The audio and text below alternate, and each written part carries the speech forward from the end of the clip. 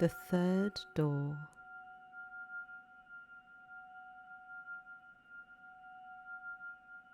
(1869).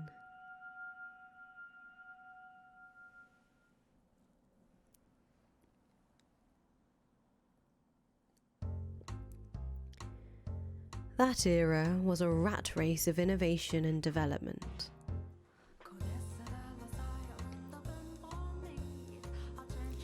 The smoke was so thick you could hardly see more than a few feet ahead of you. I could compare it to a dense morning fog, but that might give the impression of beauty, and there was a little of that to be found in this haze. Do you see the silhouettes of several men in the smoky room? The one in the middle, the one looking in your direction, master, was the present master of the house. His name was Jacopo. And, though he dressed in such fine attire, I sincerely doubt he understood how splendid the furnishings left in the mansion truly were. I am a faithful servant of this house, and I would not, for the life of me, dare speak ill of my master. However, this is a time long past. I imagine God would be so kind as to turn a blind eye to a little bit of honesty. I was not terribly fond of my master back then. He had wavy hair, the colour of over-dried tea leaves, a piercing gaze, an arrogant smile, and he wore a hat that made him look rather haughty. He put his trust only in money, renown, and rank. He loved only the iron and steel that had revolutionized so many industries. He had not the slightest bit of love for care or other people. At the very least, that is what I believed at the time. Take a look around the room, master. Jacopo had remodelled it into a recreation area. A billiards table sat in the centre of the room, and the downward-facing lights hanging from the ceiling were special made. The lights shone upon the dark green stand like a stage. Cigars and bourbon-lined glass cases installed in place of bookshelves. The cases were always fully stocked, their contents available to partake of readily. At that particular moment, as he had many times before, Jacopo had invited several friends and acquaintances, and they were entertaining themselves. His wealthy, high-ranking acquaintances have a variety of hair colours, from polished brass to the brown of a baby robin to the colour of sunburnt wheat. There was also much greater variation in skin tone compared to the visitors and residents of previous eras. But that was hardly any surprise, for the mansion sat upon land inhabited largely by immigrants. The New World. What's the matter? What are you looking at? Nothing. I just thought I heard someone say my name. Ain't no one there, unless you're seeing a ghost. I don't believe in such nonsense. It's an old house with a long history. Wouldn't be surprised if it had a ghost or two. But if the place is gonna be haunted, I'd take a princess over a bloody broad any day. A princess, eh? And when she showed up, you'd have your way with this ghost lady, am I right? Colour me impressed, son. You'd jump her bones, and she don't even got any to jump. Come now, that's hardly fair. Not much you can even do with a ghost. My God, are you men or children? This is my house, and I would rather you didn't talk about it like that. Just the blatherings of an old couple of drunks. Pretend you didn't hear nothing. For the love of God. In any event, whatever happened to that printer you invested in? I haven't heard their name come up in some time. Ugh, can we please avoid that topic? It's been quite the headache for me. Though I thought I'd paid it off, but it always sounded sketchy to me. I'd recommend you pull out unless you want to find yourself with nothing left but a nice fat pile of debt. You could have mentioned that beforehand. Ugh, this is killing me. The men's deep voices resonated in the cloudy room. Yes, deep. They imbibed alcohol and puffed on their cigars. They conversed mostly about business and money. Jacopo and the rest of the men were a breed known as investors. You might also call them tacticians. They survived on information attained before anyone else by making swift decisions and having foresight. Though instead of flesh and bone, their soldiers were made of ink and paper. To an outsider, this meeting might appear to be a congregation of friends, but in reality they were observing one another, gathering information and anything else they could use to get ahead. At times, money and information were exchanged directly, and when they were no longer of financial value to one another, their relationship would pop like a bubble and dissipate into nothing. But you know, Jacopo, you can't be sure this railroad you're so passionate about is going to bear fruit neither. You don't even know if it'll get finished. And even if they do connect the tracks, will it really be in any shape for people to ride? It's a pipe dream, this transcontinental railroad of yours. Jacopo went silent, but I am certain this is what was going through his head. You're a bunch of damn imbeciles if you think you can't see the entire country's put their weight behind this endeavour. This is why you have so much trouble making even a few thousand. At the time, a great railway was being built across the breadth of the continent. Construction was spearheaded by two large rail companies in competition for both prestige and a bigger share of this massive national enterprise. The Union Pacific Railroad Company started building from the east, and the Central Pacific Railroad Company from the west. But government bonds alone were not enough to finance the massive undertaking. By the way, there've been some less than pleasant reports about workers dying on the job for the company you chose, Central Pacific. Ah, you mean how they're using explosives to blast through the mountains? Making quite a bang, they are.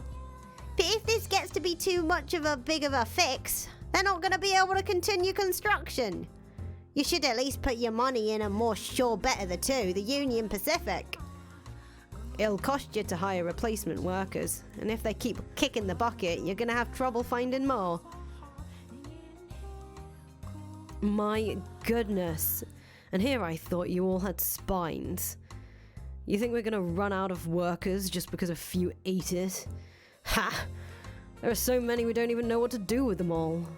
There's not a chance that well will dry up. And if by some chance it does, all we have to do is scoop up a ship full of blacks or yellows. You won't get anywhere if you spend your time worrying about a few measly labourers. This is an endeavour backed by the entire nation. Their deaths are honourable in the service of their country. The biggest loss is not of people's lives, but of time.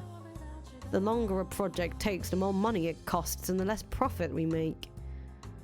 What we seek is rapid progress, even if the methods to obtain it are messy or deadly.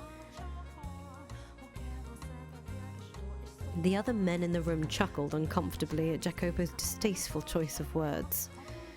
Do you agree with his way of thinking, Master? Perhaps he does have a point, in that great sacrifice is necessary to accomplish great things. And it is true that tragedy often lies in the shadows of the splendour of times long past. Furthermore, the way people see the world changes with the times, so I hesitate to criticise him too severely. Now, as I'm sure you have already picked up on, he was an investor who had put money into a railroad company. He also possessed several crude oil refineries riding on the world's second wave of industrial development. The mansion, too, bustled with life in a way it never had before. Dozens of maids, including me.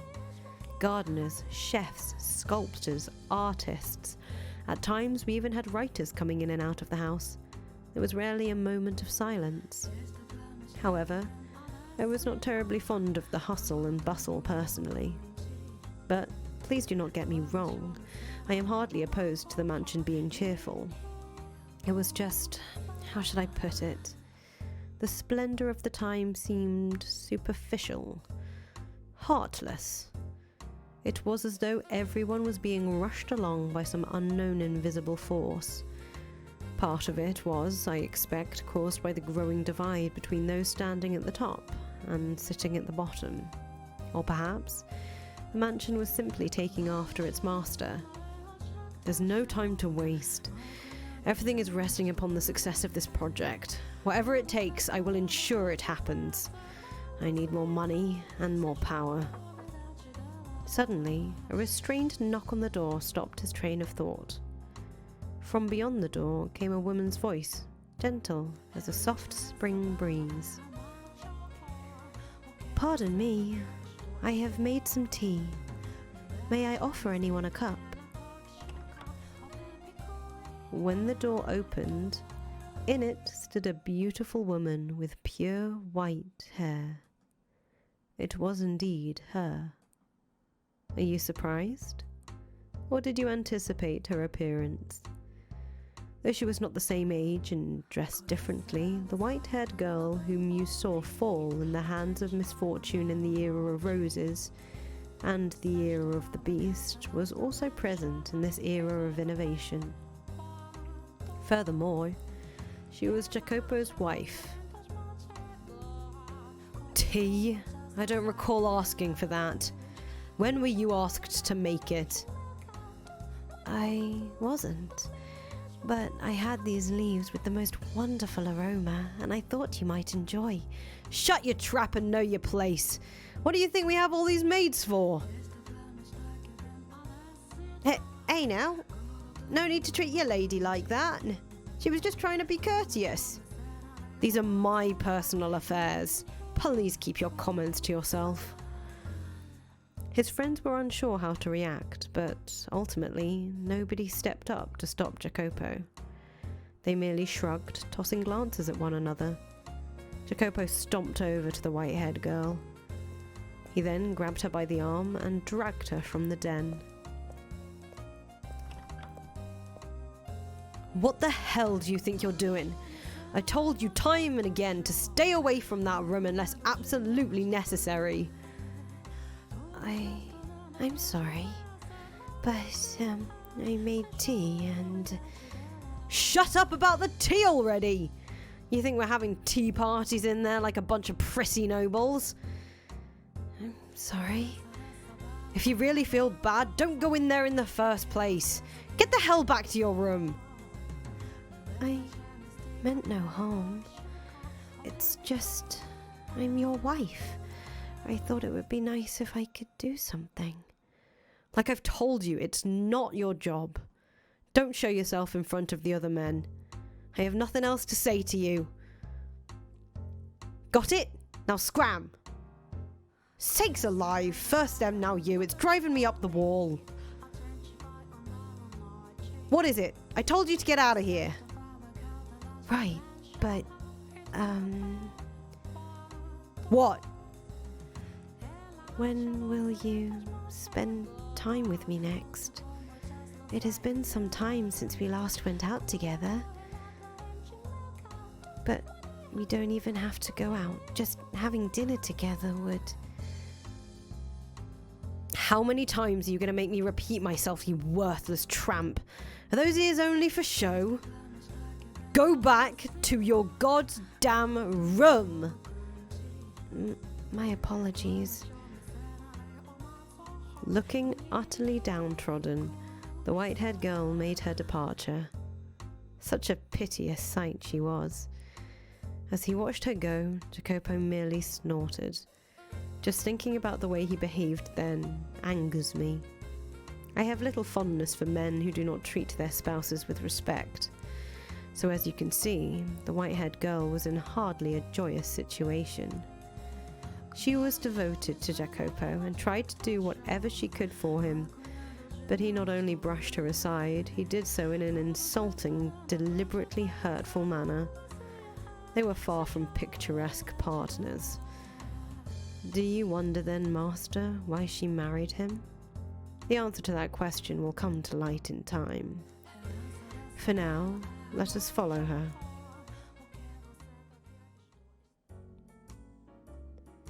Looking down dejectedly at the undrunken tea, the white-haired girl walked alone down the corridor. Though its calming scent filled the air, there was nobody around to have their heart warmed by it. nor was there anyone to alleviate her loneliness. Despite being the master's wife, the maids who crossed her path in the halls said near a word to her. As a matter of fact, Oh dear, I beg your pardon, madam. it's fine. One even bumped into her, stifling a laugh as she trotted off. In all likelihood, she had done it intentionally. The poor white-haired girl who had fallen to the floor stared helplessly at the broken cups. The tea she had made for her husband was forming a stain in the carpet. The maid's behaviour toward the mistress of the house was absolutely unacceptable. Nonetheless, it was commonplace, all because of the way Jacopo treated her. The more the man of the house acted cruel to her, the less weight her position as his wife held to the servants. Day in and day out, the maids worked busily, offered little opportunity for leisure, so they would naturally have accumulated quite a bit of stress, and she became the target for them to let off the steam. Not directly, but through a more subdued kind of harassment from the shadows. She must have felt quite miserable. I imagine she would have been better off as one of the maids. On the surface and in front of others, they showed respect for her as Jacopo's bride, but behind closed doors, they acted very much the opposite. The disparity between the treatment she received around others, the treatment she was supposed to receive at all times, and the way she was actually treated made the abuse that much worse. And furthermore, as you have seen through the other doors, Master, she was a very reserved young woman. She could neither raise her voice in reprimand, nor raise her hand in retaliation. I have to get this cleaned up. She extended her spindly fingers towards the shards of shattered porcelain. But even the broken cup seemed to have no concern to spare for her. Its shattered edge cut her fingertip when she made to pick it up. A trickle of warm red blood ran across her unearthly white skin. As painful a sight as it was, it had a sort of taboo beauty to it. The blood spilling from her finger showed no signs of slowing down. She clenched her hand into a fist, let out a sigh, and went back to collecting the shards of porcelain. But when she did... Madam? Madam! What's the matter? Oh, madam, you're bleeding. While all the other maids ignored her, one came running over, shouting to the white-haired girl's side. We need to get that cleaned and bandaged up. Oh, you didn't need to pick that up. That's not your job, madam. It's all right, Maria. There's not much to pick up. It is not at all right. And the rest of you, why are you just standing there? Your boss's wife is on her hands and knees, and you're not even lifting a finger to help. You disgust me. Maria, it's fine, really. Oh, madam. If you weren't so timid, this wouldn't happen. You're allowed to yell at them, you know. It's all right, really. It's my fault.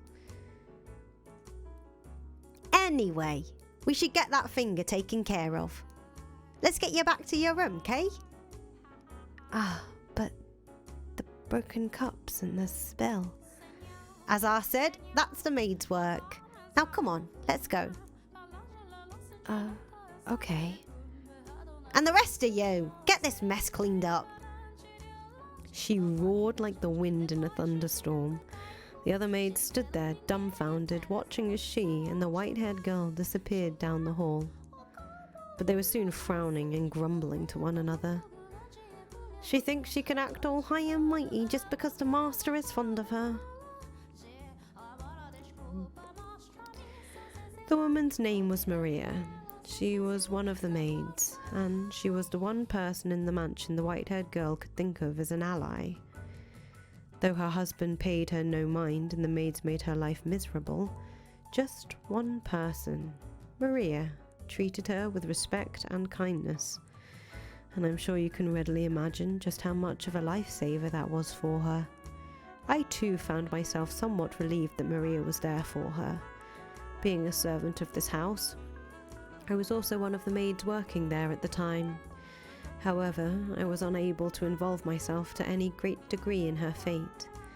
This meant that there was little I could do to assist her, even in times of pain and unpleasantries. The best I could do was pray that Maria would continue to lend the white-haired girl her hand. And that does it. Thank you, Maria. You're always such a big help. Oh, no need to thank me. I just did what any good maid should do. No one else is in this room, you know. Oh, right. I can drop the act. Man, I just can't get used to talking all stuffy.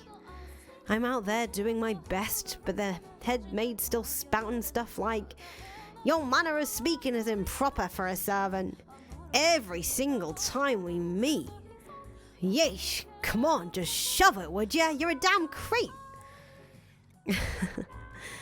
Now, you mustn't speak of her like that. Sorry, slip of the old tongue.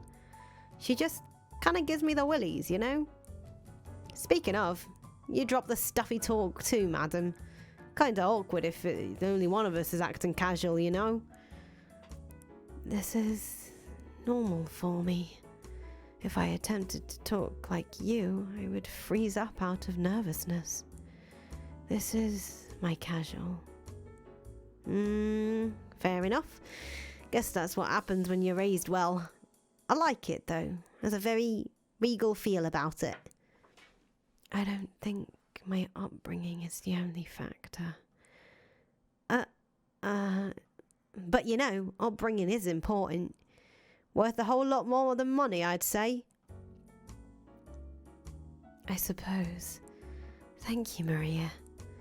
You're always so compassionate. You betcha. They don't call me the Virgin Mary for nothing. I practically bleed compassion.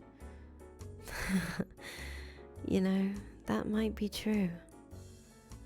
You very well could be the reincarnation of the Mother of God. No. You were supposed to laugh at that. It's just embarrassing if you take it seriously. Alone in the white-haired girl's room, Maria was acting much more friendly and relaxed as they conversed, as opposed to her no-nonsense attitude in the hallway. The two women were, as you can see, quite close. They had crossed over the wall separating master from servant and built a bond of friendship. And at some point, they began to speak frankly with one another when no one else was around. Maria was the only person in the mansion around whom the white-haired girl felt comfortable being open. I imagine she very much enjoyed these moments of conversation. You wish to know who the head maid was? My, are you sure you want to ask me that, master? Some questions are better left unasked, for your own good. I have to say, madam, you have the prettiest fingers. Mine are all rough and dry and nasty. You think so?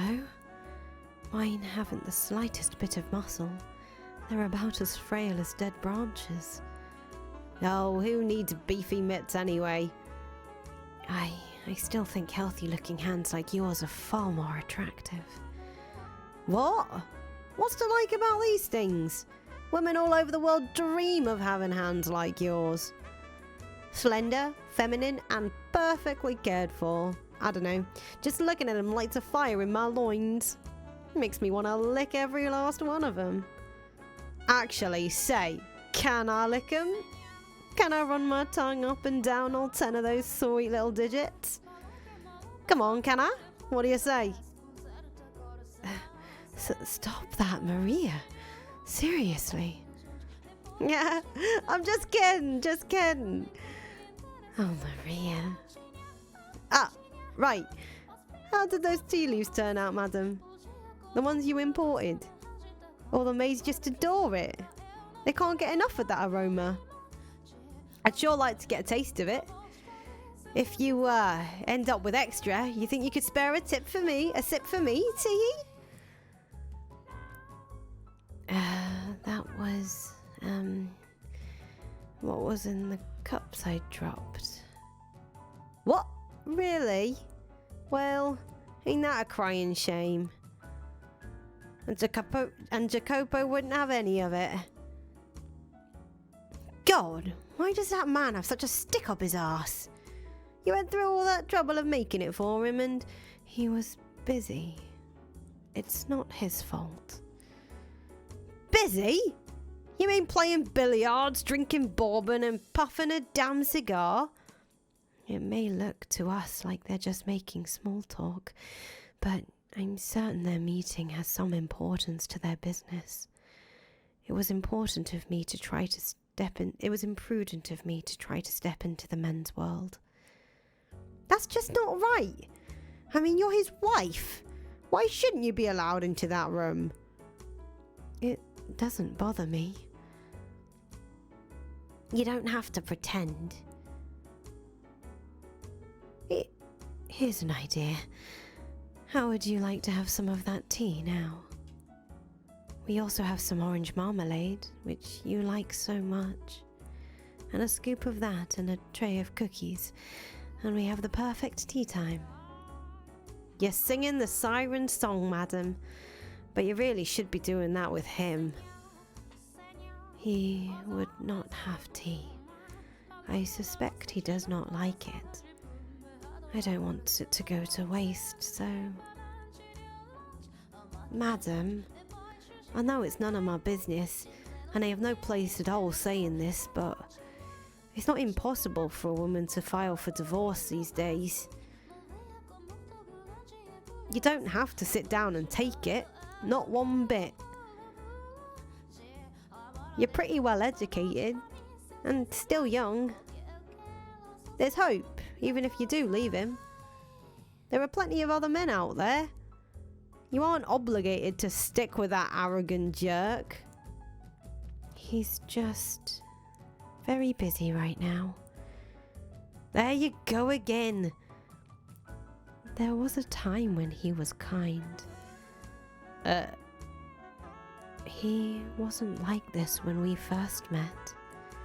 Back then, he was a little awkward, but a kind man. Him? A kind man? Yes, believe it or not.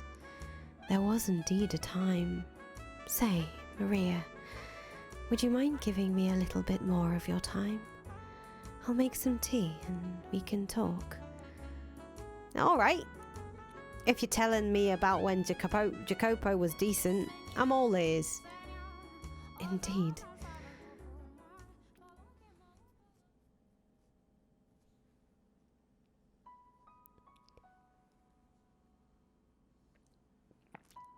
As I'm sure you're aware, our parents arranged our marriage. Before I emigrated to this country to be married, I lived in a misty island nation. Portraits of my ancestors hung in the house where I lived. I remember as a child wincing in fear at the sight of them staring down at me. My mother and father were constantly telling me to show them respect, as it was their hard work that kept our bloodline alive and well. However, they were fighting an uphill battle to do the same. It would have been clear to anyone reasonably perceptive that our house was coming tumbling down. Valuable furniture and paintings slowly disappeared, and eventually the portraits were gone too. As our house collapsed, so did my parents' health deteriorate, robbing us of any source of income. And although I was educated, I lacked the skills necessary to obtain work.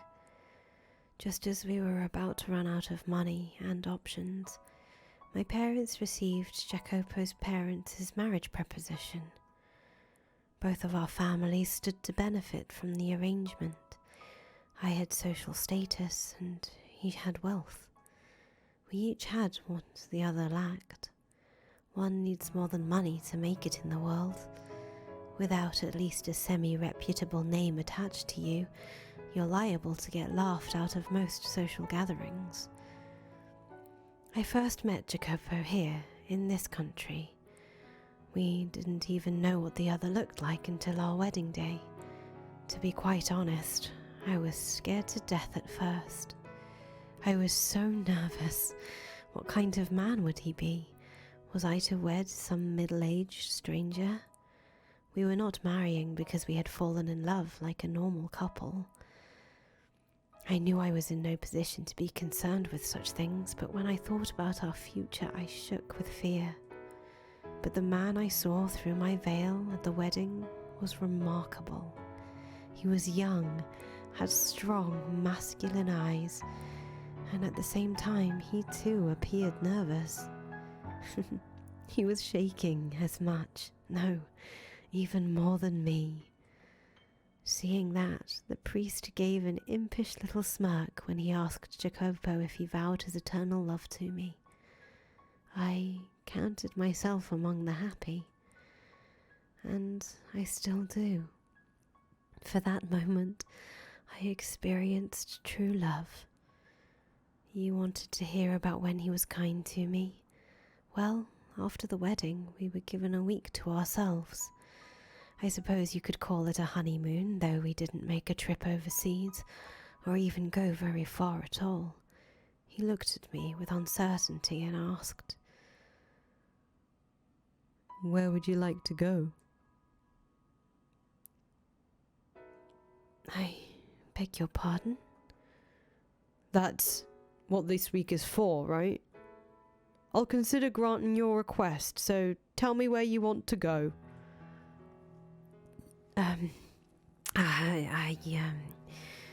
This is all so sudden. Nothing? Well, this whole engagement was spur of the moment. Normally, we would have planned a trip in advance, but unfortunately our purpose is served so long as we act the part. You must be disappointed that you have to plan your honeymoon as it's happening. No, What? Speak clearly? I don't like it when people don't speak their mind. I'm sorry, but I'm happy, even if this is a political marriage. Well, you're quite the positive thinker. Your parents say something to make you think that way?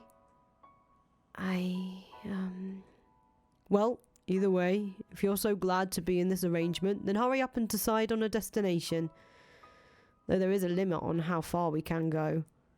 If you want to take a trip, I'll consider it. What? Is something funny? It just seemed comical to me that our honeymoon has begun and we're only now deciding where we want to go. Not in a bad way, though.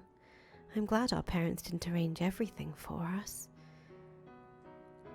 Perhaps you've heard, but I'm quite sensitive to sunlight and not in the best of health, so it would be rather trying for me to spend a full week out of the house.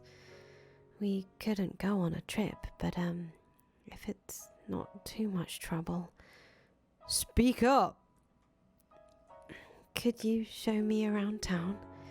I'm new to this country and unfamiliar with its customs, and I'm rather afraid to go wandering about on my own. Show you around? Yes. Would that be possible? On a rare bit of time off, you asked me to show you around? Is that really the most exciting idea you have? I'm sorry. If there's anywhere you would like to go, I'm fine with that. I will accompany you anywhere. As if I could drag someone who just professed to be sickly all over the country.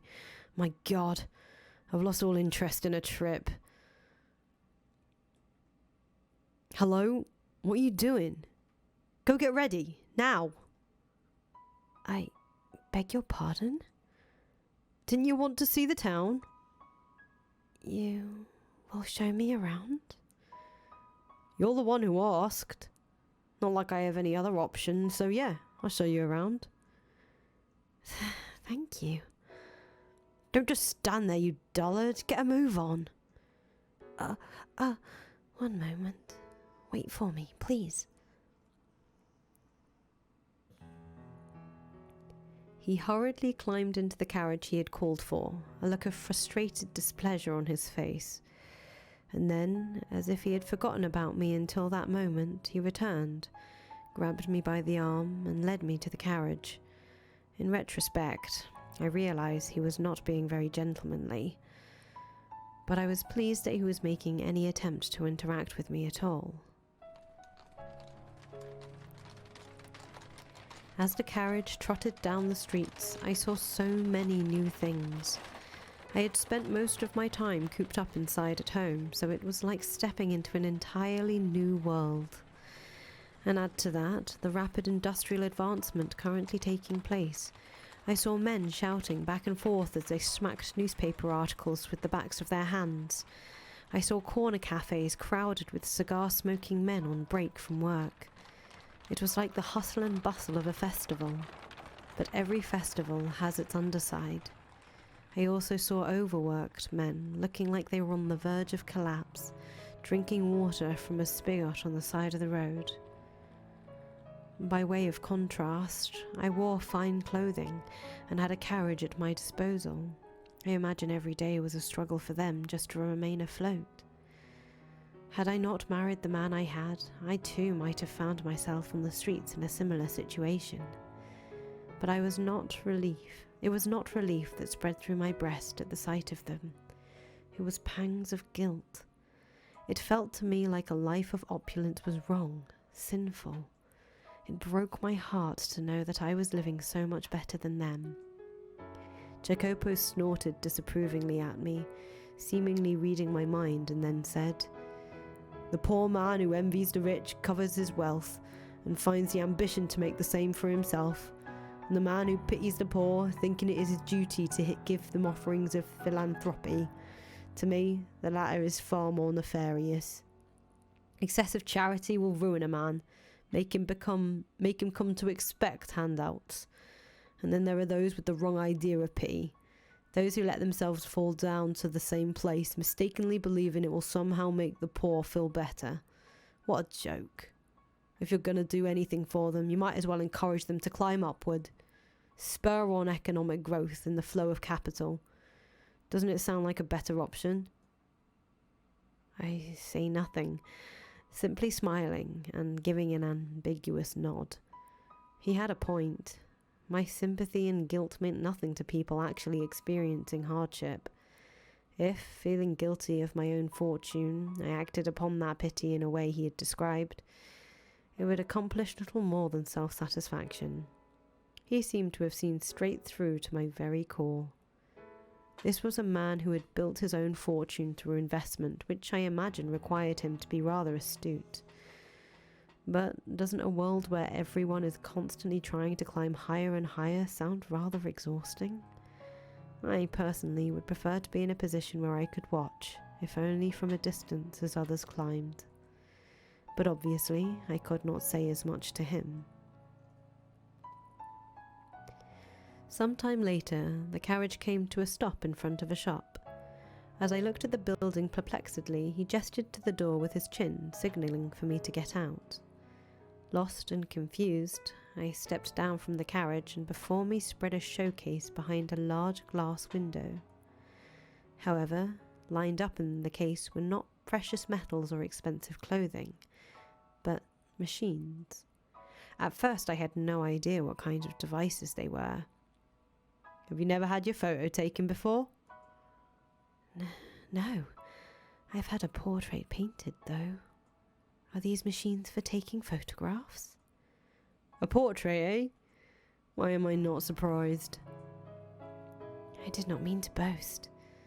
"Go on, get in." Please, wait for me.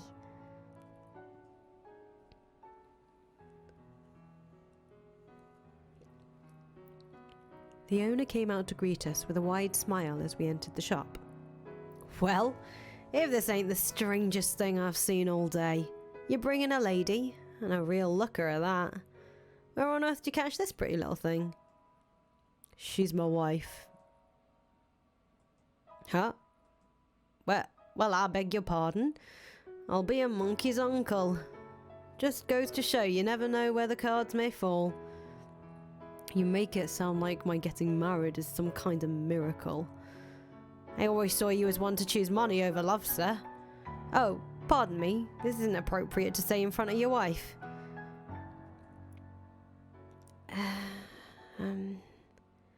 Do you come often to this shop? On occasion. I need some things here from time to time. I see. There you go, smirking again. What's so funny? We're going to have our photo taken, yes? I'm so nervous and excited. I've never had one before. And to have it taken, side by side with you. What are you talking about? Pardon? Who said we were getting our pictures taken? And side by side, please. You're sending shivers down my spine. But this is a photography shop. Hey, shopkeep. The product I contacted you about, is it ready? Oh, yeah, sit tight. I'll be right out. You take a seat. There's a chair over there. What? I'm going to show you something much more exciting than sitting still and waiting in front of a camera lens. Oh? Just do as I say. Okay. I sat down in front of a large mirror, which I presume was normally used to check your appearance before having your picture taken. Sitting before a mirror with someone else present was quite nerve-wracking. Out of embarrassment, I dropped my gaze to my knees. But when Jacopo returned, I was entranced by the curious object in his hands.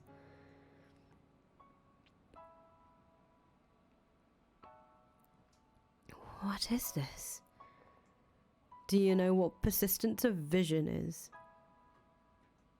The human eye does not perceive the world 100% accurately. This is especially true for objects in motion. It remembers images for a short time, as if you put a new image in the same place, your eye perceives it as in motion.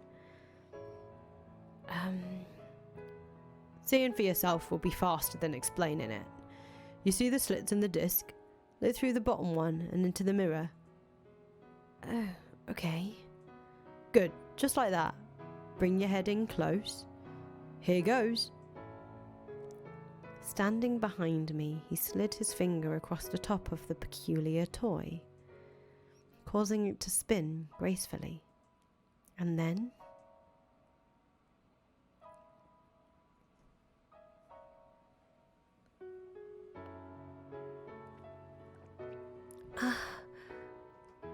So, what do you see? They're dancing. A man and a woman are dancing.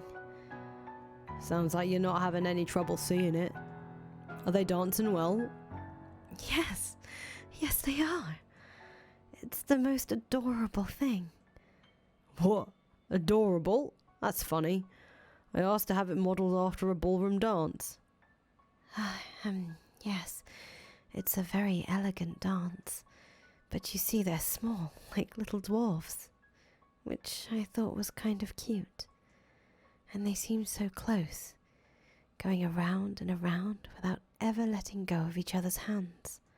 This is incredible. Why does it look like they're dancing? They were all lined up in a row a few moments ago. Goodness, I just explained it to you. It's playing a trick on your eyes. What you're seeing is lots of different pictures in a short period of time. To put it in words you might understand better, it's an illusion. Your eyes are being fooled into thinking the image is moving. An illusion? But they're dancing, they really are. And they look like they're having a wonderful time. Are you sure it's an illusion and not something else? To me, it does not seem to be. I cannot see it as anything but two tiny people dancing. That's how it works. Reach out your hand and try to grab them. You won't be able to. You're right. That's a shame. I didn't think you actually would. But it's the most precious thing. They look like they're dancing atop my palm. I was mesmerized by the strange phenomenon. Pictures were moving, after all. Still images had begun dancing before me. It was almost as if God had breathed life into them. He had called it an illusion, but I could not grasp that. It was such an adorable, heartwarming sight. I imagined the two were off living in some other world separate from our own. They looked so happy. I was almost certain that they were off dancing in their joyous world, free from all the sorrow and loneliness and pain of this one. Eventually, the speed at which they danced began to slow, as if they were resting their legs. I almost thought I could hear the sound of their feet with each step.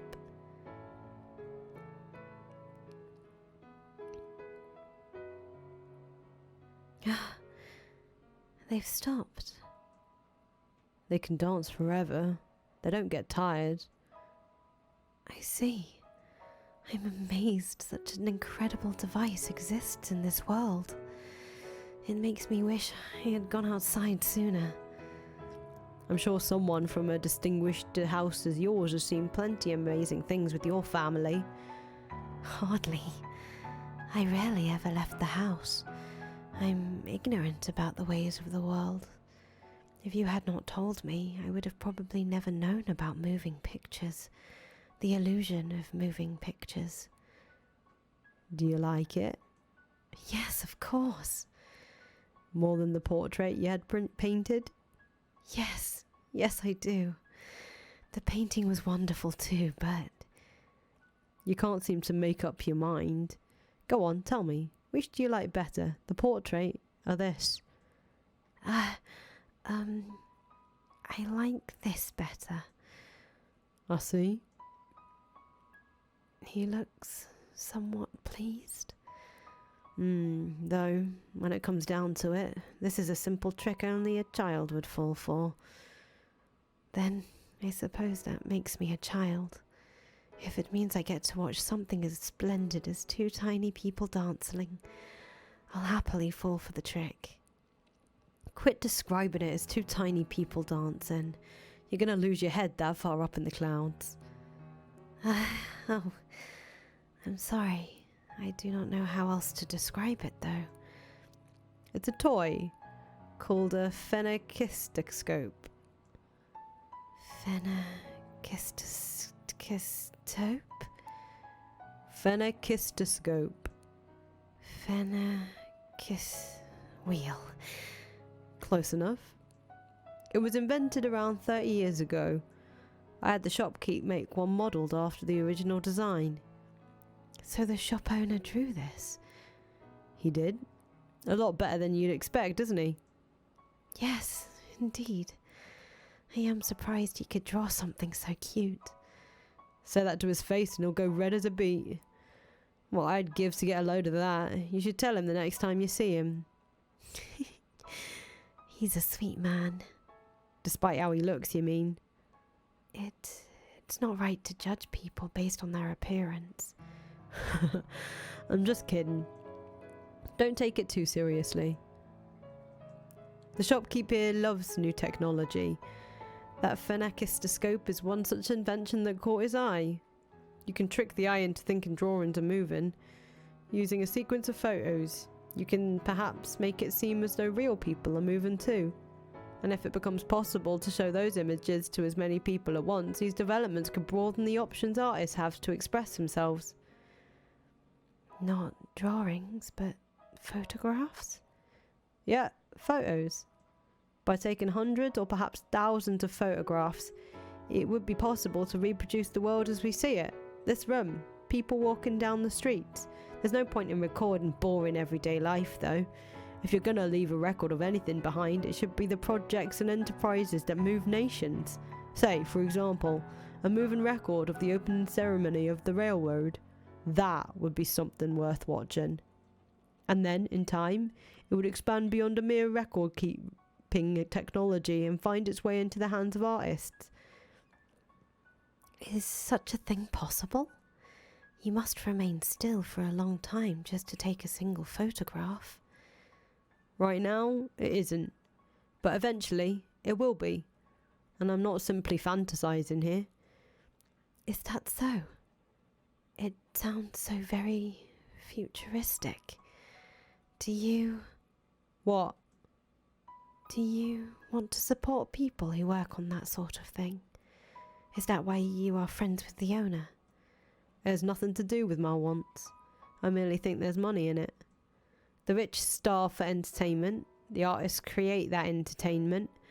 I have no interest in their pretentious self-expression. I just want their money. What? What's so funny? You look like you're enjoying yourself. Honestly, it's just about the money. As you say. Alright, let's get moving. Next is dinner. What? We're leaving already? Does that displease you? No, not at all. To tell you the truth, I wanted to spend a little more time playing with the Fennecis wheel, but I could not bring myself to say as much. Reluctantly, I approached the owner to return the wheel. Don't bother. Bring it with you. What? But... If you don't want it, that's fine too. Just make your decision quickly. You're making the driver wait. Having said that, Jacopo exited the shop. I alternated between looking at his back and the Fennecis wheel, debating on what I wanted to do. And then, with a smile, the owner whispered to me, "You're allowed to keep it, really. Your husband out there had it made as a gift for you." "For me?" "A little while back, he came to my shop asking if I could make a phenakistoscope. Now that knocked me out of my chair. He's a man who almost never asks for favours. He's pretty damn brusque and he's got a tongue sharp enough to cut steel. But he's not wicked to his core, I swear it. So please, ma'am, be a pillar of support for him."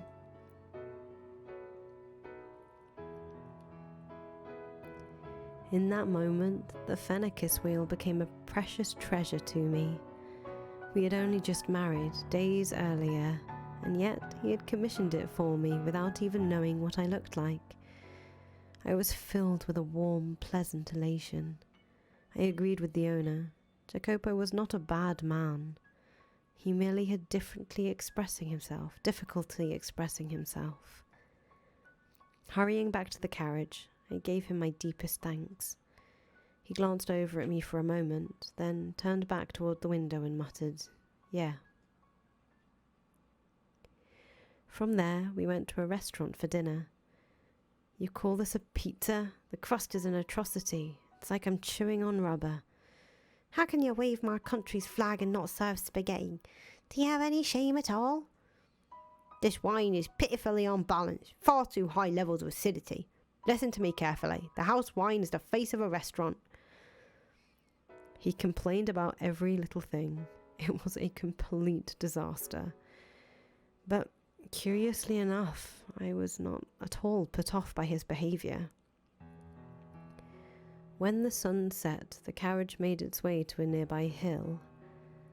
The cool nighttime breeze felt wonderful on my skin, flushed from the alcohol, and the light from the gas lamps had comforting warmth to it. Though Jacopo had complained about the quality of wine, once he had intoxicated himself, his mood improved visibly. It made him unexpectedly talkative. Look out at the city. A gloomy town that shuts down at night and suited to expansion or growth. But this city ain't like that. You can see people walking beneath the lamps and you can hear the bustle of them talking. This is a city that has plenty of room to grow. As they ride the rising wave of the economy, many, many more people will gather here. More people means more money in circulation. More money in circulation means the city grows. Companies are founded and more goods are bought and sold. Will it really change so drastically? It can't be difficult to see what's happening from the inside. It can be difficult to see what's happening from the inside. The majority of people just go about their daily lives and the next thing they know, things are different. No, I'd wager most people don't notice the changes at all. Only those with eyes sharp enough to realise what's happening can see success. I cannot afford to overlook even the most minute change. Do you have a dream of some kind? A dream? I'm not sure if it's easy enough to attain to call a dream. Others might call it greed, or perhaps ambition. Don't laugh now. My intention is to make the world mine. The world? Yeah, the world. And to do that, you need neither physical strength nor kindness, but money and influence. People have no choice but to kneel before those forces. Why are you so intent on obtaining power? Because I want to change my country, I imagine. Your country? You are aware that I, like you, am an immigrant, right? I emigrated from an island in the Mediterranean, though not the same island as you. My country is a peculiar place where candour and violence go hand in hand. As a whole, the country is on the poor side, and if nobody does anything about that, I am one but a few of my fellow countrymen who has set his sight on the new world. They're fallen far behind other nations. If I find success here, perhaps that will catch their attention, but if it doesn't, then my country is doomed to collapse. You have much love for your homeland.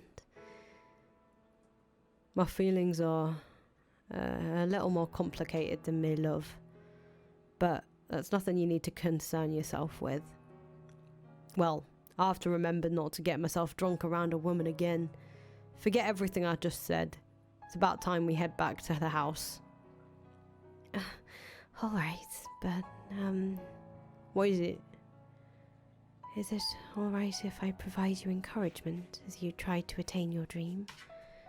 I know my presence is more likely to be a hindrance, but I would like to be there to watch as you trek forward.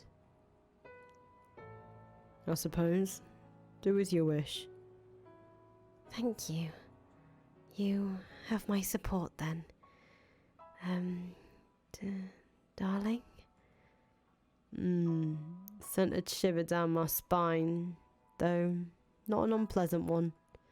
I'm glad to have you as my partner.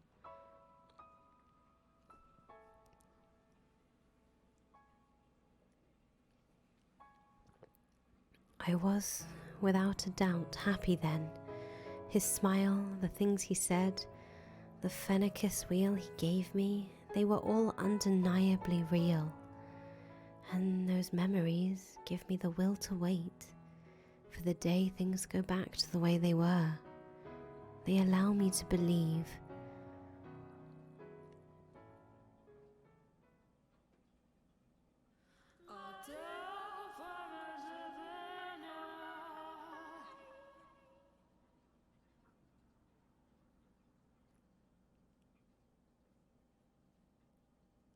This is something that actually happened to another maid. She heard a sound in the middle of the night. A sound like dripping water. At first, she thought it was raining, so she looked through the window, and there wasn't a cloud in the sky to cover the stars. Maybe it's a faucet, she thought, so she crept out of her room and into the corridor. Compared to her room, it was unearthly chilly. The maid regretted not bringing something to cover herself with, but that didn't make any sense. Normally, the temperature wasn't that much colder outside her room. Her nightclothes had always been more than enough for a trip to the lavatory. Wondering what the reason could be, she made her way toward the sound, and then she realised something. There were no faucets in the direction she was going. Rather, she was headed toward a hall. The mansion where she served had many halls, but this one was off in a far corner of the house, the least used hall of them all. It had a high roof, but not a lot of space, so it was difficult to make good use of. It also had a somewhat heavy air to it, a very curious room. It was like the kind of place you might assign someone to clean as part of their hazing. Anyway, when the maid realised the sound was coming out from that peculiar hall, she, as you might expect, let out an uncomfortable sigh. But there might be a leak, and having noticed, she couldn't simply ignore it, you know. So, as much as she hesitated, she pushed open the doors to the hall. There was nobody there, and it didn't look like anything was leaking either. There were no puddles or water stains anywhere to be found. But she could still hear the sound. Drip, drip, getting louder and louder. Slowly stepping further into the room, looking left, then right, then left again. She searched for the source of the sound, coming to a stop in the centre of the hall. She stood there, still, quiet, and then a chilly spot on the nape of her neck. With a little yelp, she reached back to feel her neck, but it wasn't wet. Confused, she slowly, warily, tilted her head backwards. And there hung a bloody skeleton from the ceiling. Ah! That's rich. Amazing. Oh my god, you scream like a little girl. Maria, you little... My god, are you men or children? This is my house, and I would rather you didn't talk about it like that. Whose words were those again? Shut your mouth. How do you know about that? Were you eavesdropping? And another thing, I do not care for the sort of stupid fantastical tales you women so love to pass around. Because they scare you? You've never been able to handle anything scary, Jacopo. Whoa, don't glare at me like that. You're going to destroy my sides.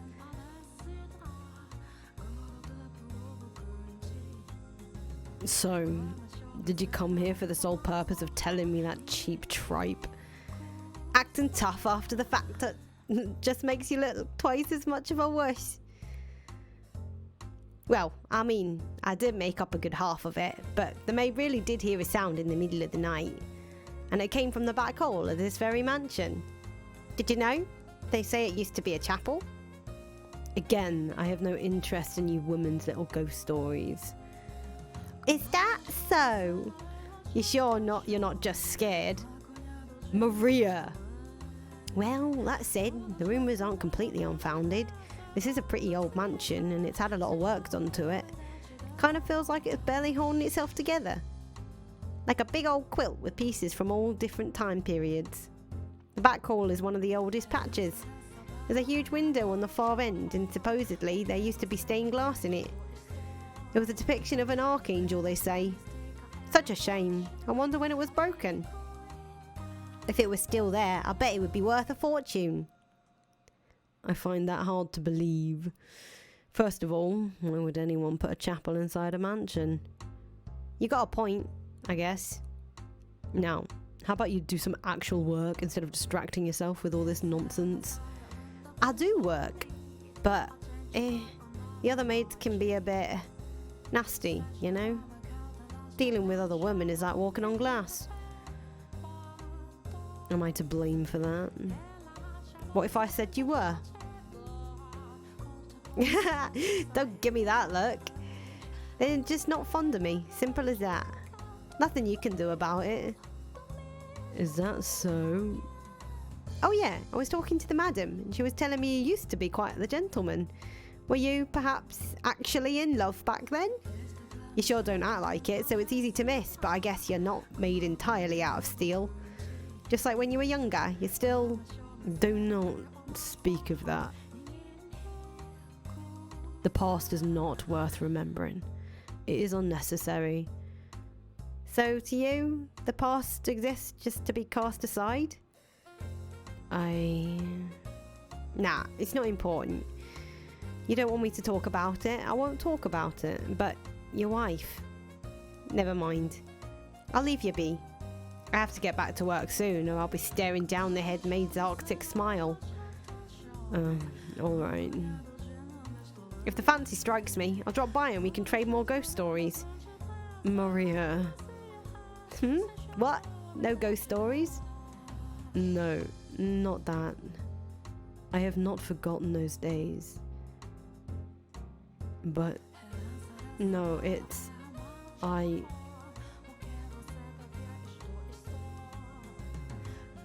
be off then. Alright. If the fancy strikes you, drop by and we can trade something other than ghost stories. What I tell you. I'll consider it. Goodbye.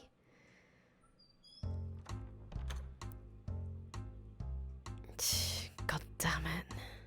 I can't escape anything.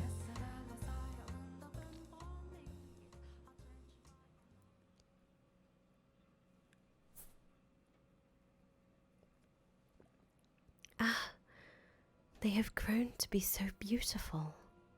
Such a wonderful fragrance. The scent of roses is so calming. I wonder why that is. Would it cause any trouble if I picked one? Well, hello there. Out for a midnight stroll, are you? Quite the peculiar hobby. Madam? I cannot spend as much time as I would like outside during the day, so I end up coming out at night. I apologize if I startled you. Oh no, not at all. There is a chilling, captivating beauty to the sight of your snow-white form, standing there in the moonlight garden. I would hardly... What are you doing out so late? I saw a figure through the window. On the slight chance it might have been a burglar, I thought it my responsibility to ensure they did not break in. It was also the middle of the night when the grocer's servant broke into the safe. News of that spread quite far. I'm sure you would have heard about it. Oh, but Jamash was imprisoned some time ago. Dear me, cannot seem to get my head out of the past. Do you intend to give that white rose to someone? Yes. I was thinking about giving it to my husband. While I expect he has little fondness for such feminine tastes, the scent of flowers has a truly calming effect. He might find it relaxing when he needs a reprieve from his work. Oh, is that so? You are very kind-hearted. Speaking of white roses, the rose he meant to give you was the same shade of white. Oh? He? But when you touched it, it turned a deep shade of red.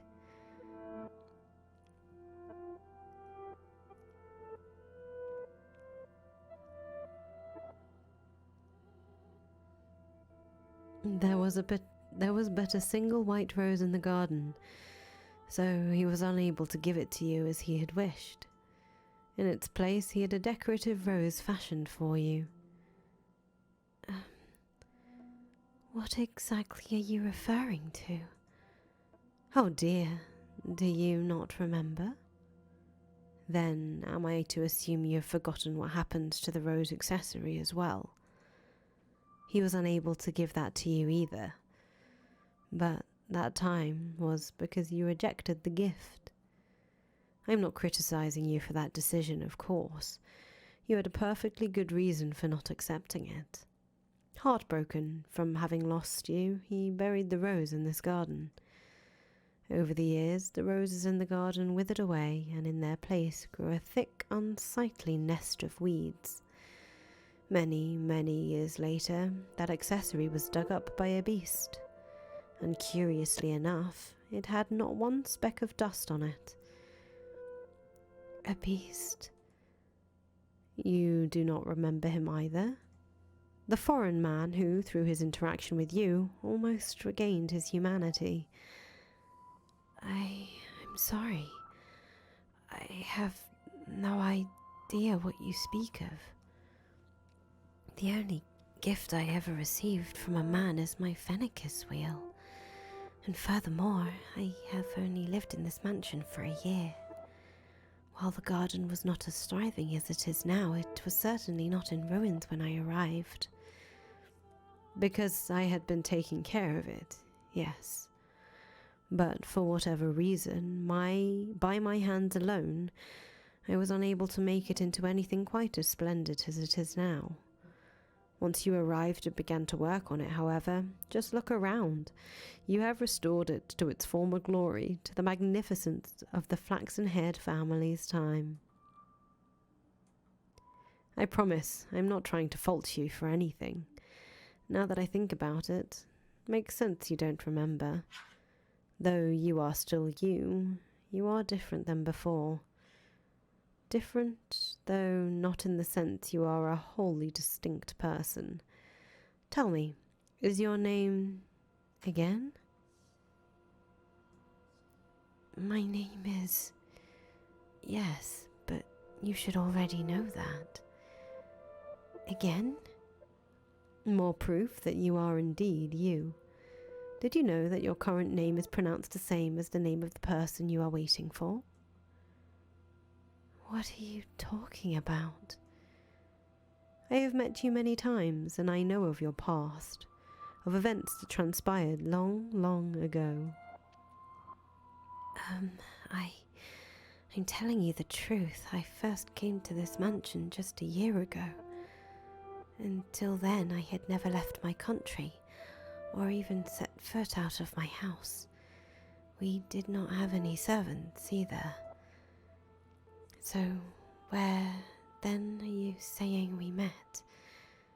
This mansion, of course. But I am telling the truth. It was a year ago, shortly after my parents fell ill, and I received an offer for my marriage.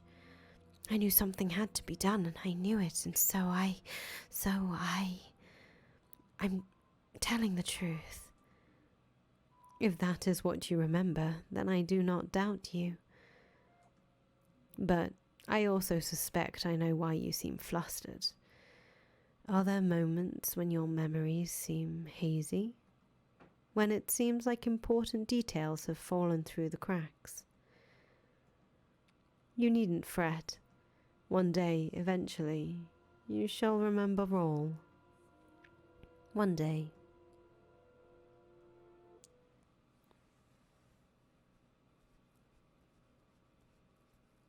What the hell is this?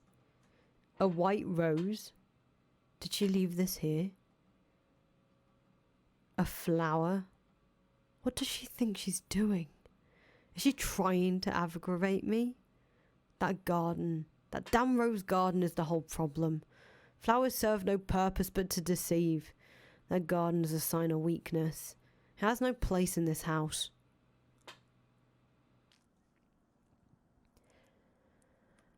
Approximately a week has passed since then.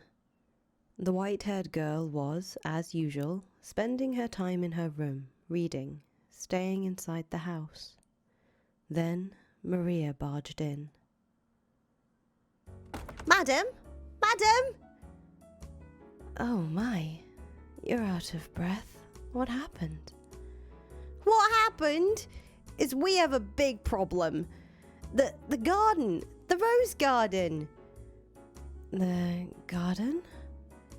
All the roses you put so much love and care into growing are being chopped down. We'll lose them all if we don't hurry. Upon hearing the news, the white-haired girl dashed from her room and toward the garden, with Maria following closely behind. When she arrived, she saw a dozen or so sweaty, rugged men at work, Jacopo shouting orders. The men clearly had no concept of how much a single flower was worth, no concern whatsoever for their beauty, for they mercilessly, thoughtlessly hacked away at the shrubs like they were naught but weeds. Each flower they tore from the earth extinguished another of the many lives the white-haired girl had put so much time and effort into tending for.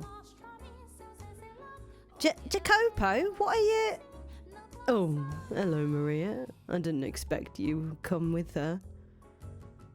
Why would you? Why? It goes without saying. This house has no need of a garden. Damn flowers have no place here. Might as well do something worthwhile with the soil. A miniature railroad would be a better use of the space and certainly a great deal easier on the eyes. I could even get my hands on some genuine wheels. The same wheels being used on the revolutionary transcontinental railroad. 10 or 20 years down the line, they'll be worth a fortune. Jacopo? You know how much this garden meant to me, don't you? Did it honestly have no place here? Flowers have a calming effect on people. They give you peace. They are not, by any means, worthless. So you're saying that white rose was your passive-aggressive way of telling me to calm down? Not at all. I simply thought you... At the end of the day, you're just using them for your own purposes, to trick and deceive. To you, this rose garden was nothing but... Jacopo! You've gone too far. This ain't right. Gone too far. This is my mansion. What I do with my property is my business. With that rose arch out the picture, we'll have a much better view. There won't be anything blocking the sun any longer. Weren't you supposed to be sensitive to sunlight? Spend too much time out here, and you're liable to fall ill. Get back inside now. You too, Maria.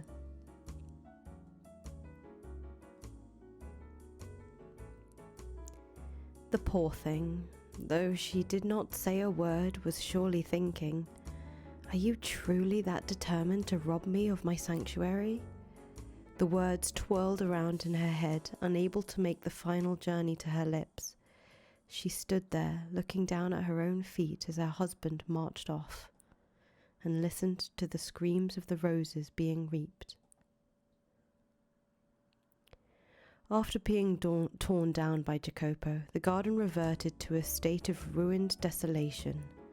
A shame, after all the work that went into restoring it to the beauty it had under the flaxen-haired family. And as Jacopo had said, in its place went scraps of metal, train wheels, prototype models, carbon rods.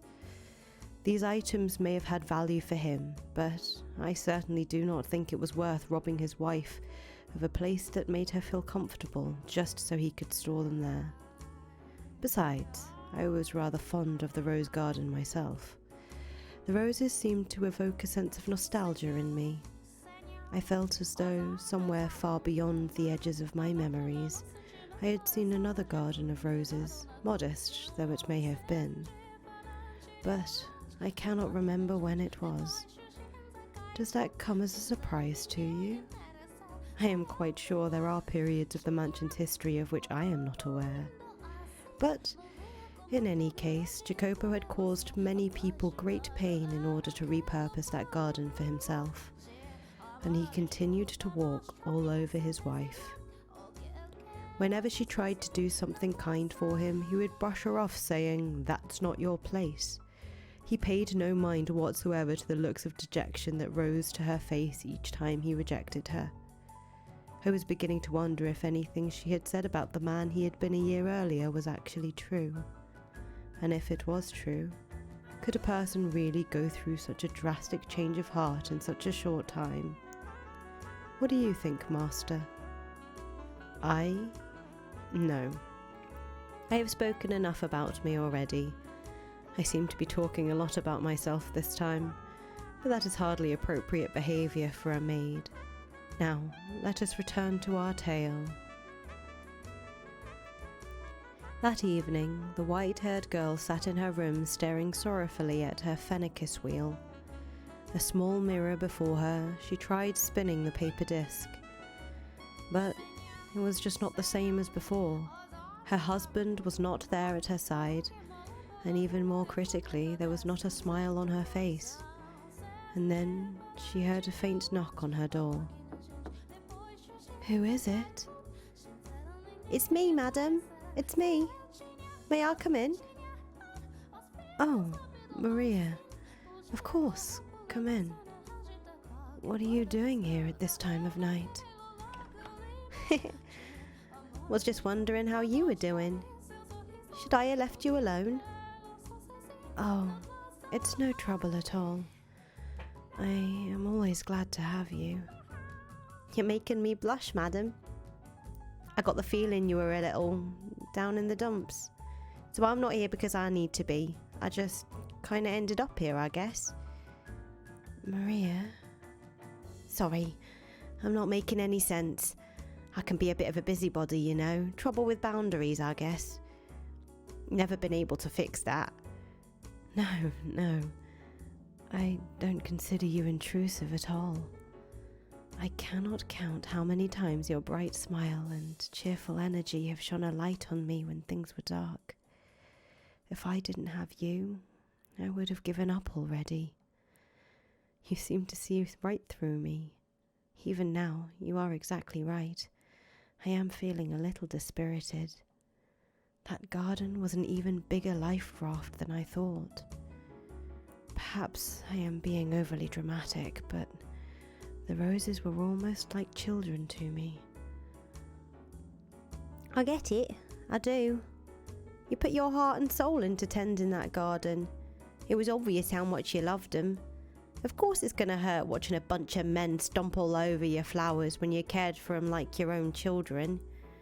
Now, I know I said this once already, but you don't need to force yourself to put up with him, really. You don't have to bend to his will just because you're a woman. You can survive without him. Anytime you want to walk away, that's your choice. I mean, I'd surely be lonely if you left, madam, but your happiness is more important than any of that. So, you know. Thank you, Maria. I truly do appreciate it. But I would still like to wait for the day I can see his warm smile once more.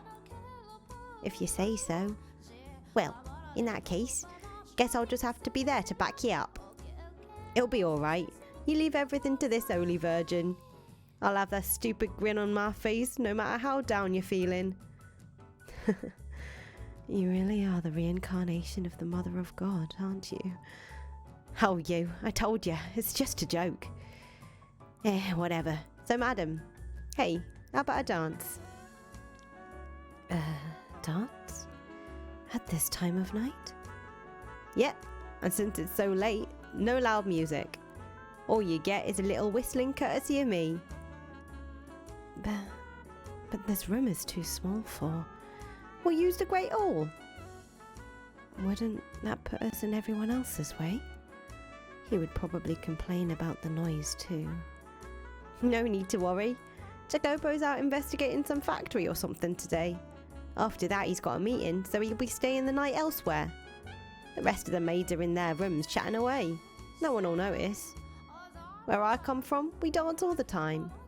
We take eat, drink and be merry to heart. No food or drink for us, but we absolutely can dance. Dancing's a great way to forget all your cares. I am not much of a dancer. No big deal. Nobody's watching. Come on, put a little fancy perfume and let's have some fun. I don't have any perfume though. Didn't think so. You've got all the right ingredients, madam, but you don't try to make anything special out of them. You've got so much potential, but not even a decent-sized wardrobe. At the very least, you should wear some perfume. Which is why, ta-da! I brought some with me. The maids are in love with this stuff.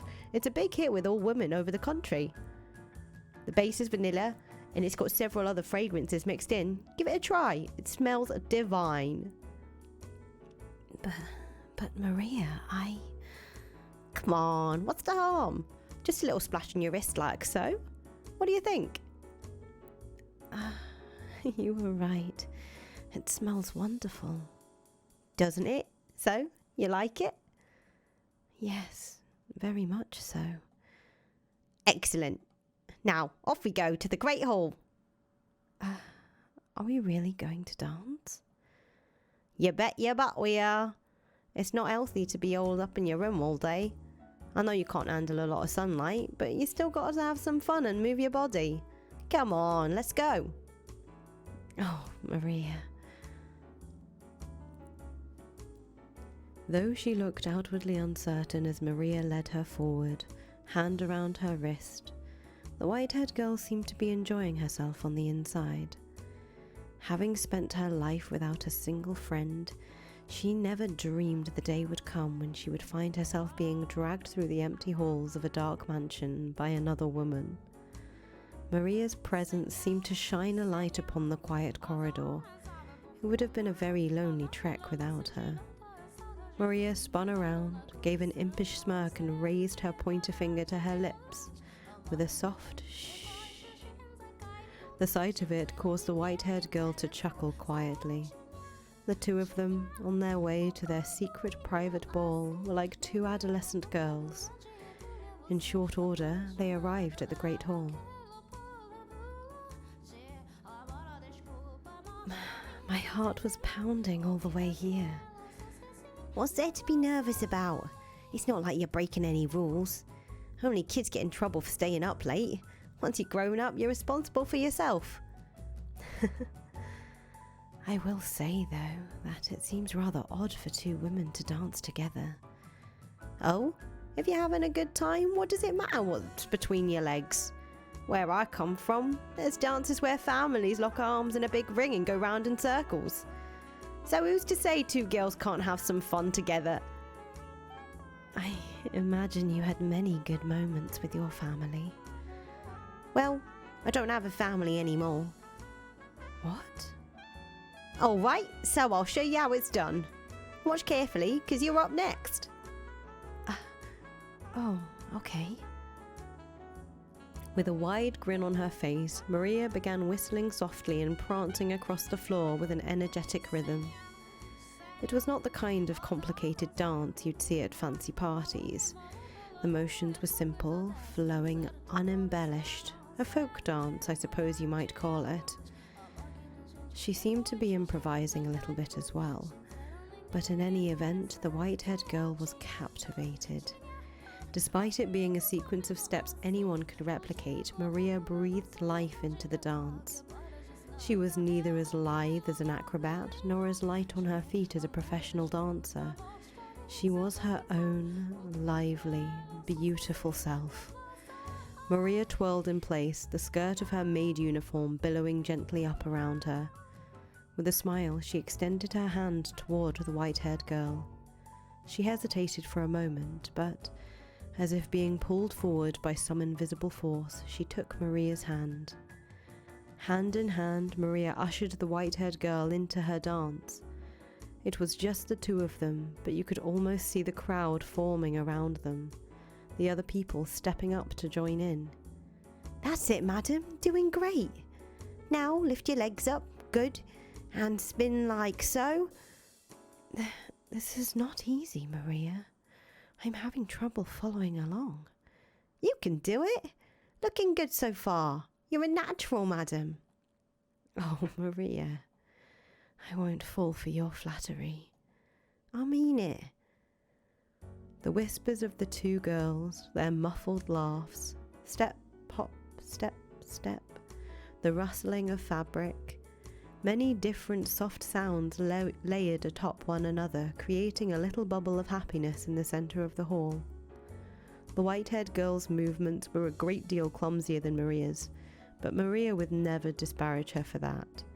On the contrary, she showered her with praise. As flustered as the white-haired girl appeared, I imagined she was quite pleased. Before long, the tightness in her face muscles loosened. A smile spread across her lips, and she began to brighten up. See? What'd I tell ya? Fun, huh? Yes, I am quite surprised, both that I can dance and that I enjoy doing it so much. Glad to hear it. They exchanged looks and both laughed. That might have been the first time I had ever seen the white-haired girl so delighted. However, because of her infirmity, she quickly found herself out of breath, her porcelain skin flushed red. Maria immediately stopped for a break. She could surely have continued dancing for some time yet, but Maria was conscientious of the white-haired girl's physical condition. She looked over at Maria regretfully. "My apologies. If only I had more stamina. I am hardly a suitable partner for you, Maria." Sure you are. This is all to cheer you up, madam, so as long as you're having fun, nothing else matters. And heck, I'm enjoying myself plenty too. What do you think? Wouldn't it be nice to do this again sometime? Whenever you're feeling down, let's dance. If you really do enjoy dancing with a frail girl like me, then I would be glad to. Have a little more confidence in yourself, madam. You're so pretty and kind-hearted. I have loads of fun when I'm with you. So you don't need to be so hard on yourself, got it? Thank you. The pleasure is mine. It's an absolute honour to have the rare opportunity to see such a bright smile on your face, madam. My apologies for keeping you out so late. I should get back to my room. Oh, I didn't even realise what time it was. I'm more than happy for a little more gum flapping. You have improved my mood more than adequately. I would not want you to be tired for work tomorrow. Oh, okay. Well then, let's get out of here. Yes, let's. Smiles on both of their faces, they made to exit the great hall. However, before they reached the door, it swung open. A man's towering shadow cast the two women into darkness, his cold, bitter glare affixed on them. If I'd had even the faintest premonition this might happen, I would have done anything in my power to stop the two cheery girls on their way to the hall. But I am eternally powerless. What are you doing? Standing before them in the doorway was the master of the house, Jacopo. I thought you would not be back until tomorrow. And how would you know that? No, forget that. Does my stay in the night elsewhere have any effect on you? You were just waiting for this opportunity, weren't you? No. What could I possibly want you out of the house for? I'm sure you know better than anyone. What? What is that smell? Perfume? When did you get perfume? And I have to say, you seem to be having quite the time. Look at you, you're out of breath, red as a beet. I made the right decision coming back. Where the hell were you going? No, I wasn't going. Jacopo, calm down, seriously. You shut it. Now you're taking this tramp side. I have told you before, you are not allowed to leave this house without first consulting me. Or do you mean to tell me you've forgotten? God, your ears aren't just for show, all right. They're better than that. They'll even throw out the parts you don't want to hear. No, I swear, I wasn't doing anything, you. Silence. I have no interest in your excuses. You're always watching from the shadows, observing, trying not to step on anyone's toes. And in the back of your mind, you're mocking me. No, Listen up and listen good. You just try stepping out of line again. You just try disgracing me again. You will not get away with it. For the love of God, get back to your room now. You too, Maria. All right. God, what is this sickeningly sweet smell? How utterly infuriating. It'll take forever to get this off me. I always thought you had at least some sense of taste. Why did he have to disparage her so? What did she do wrong? What did she do to deserve that?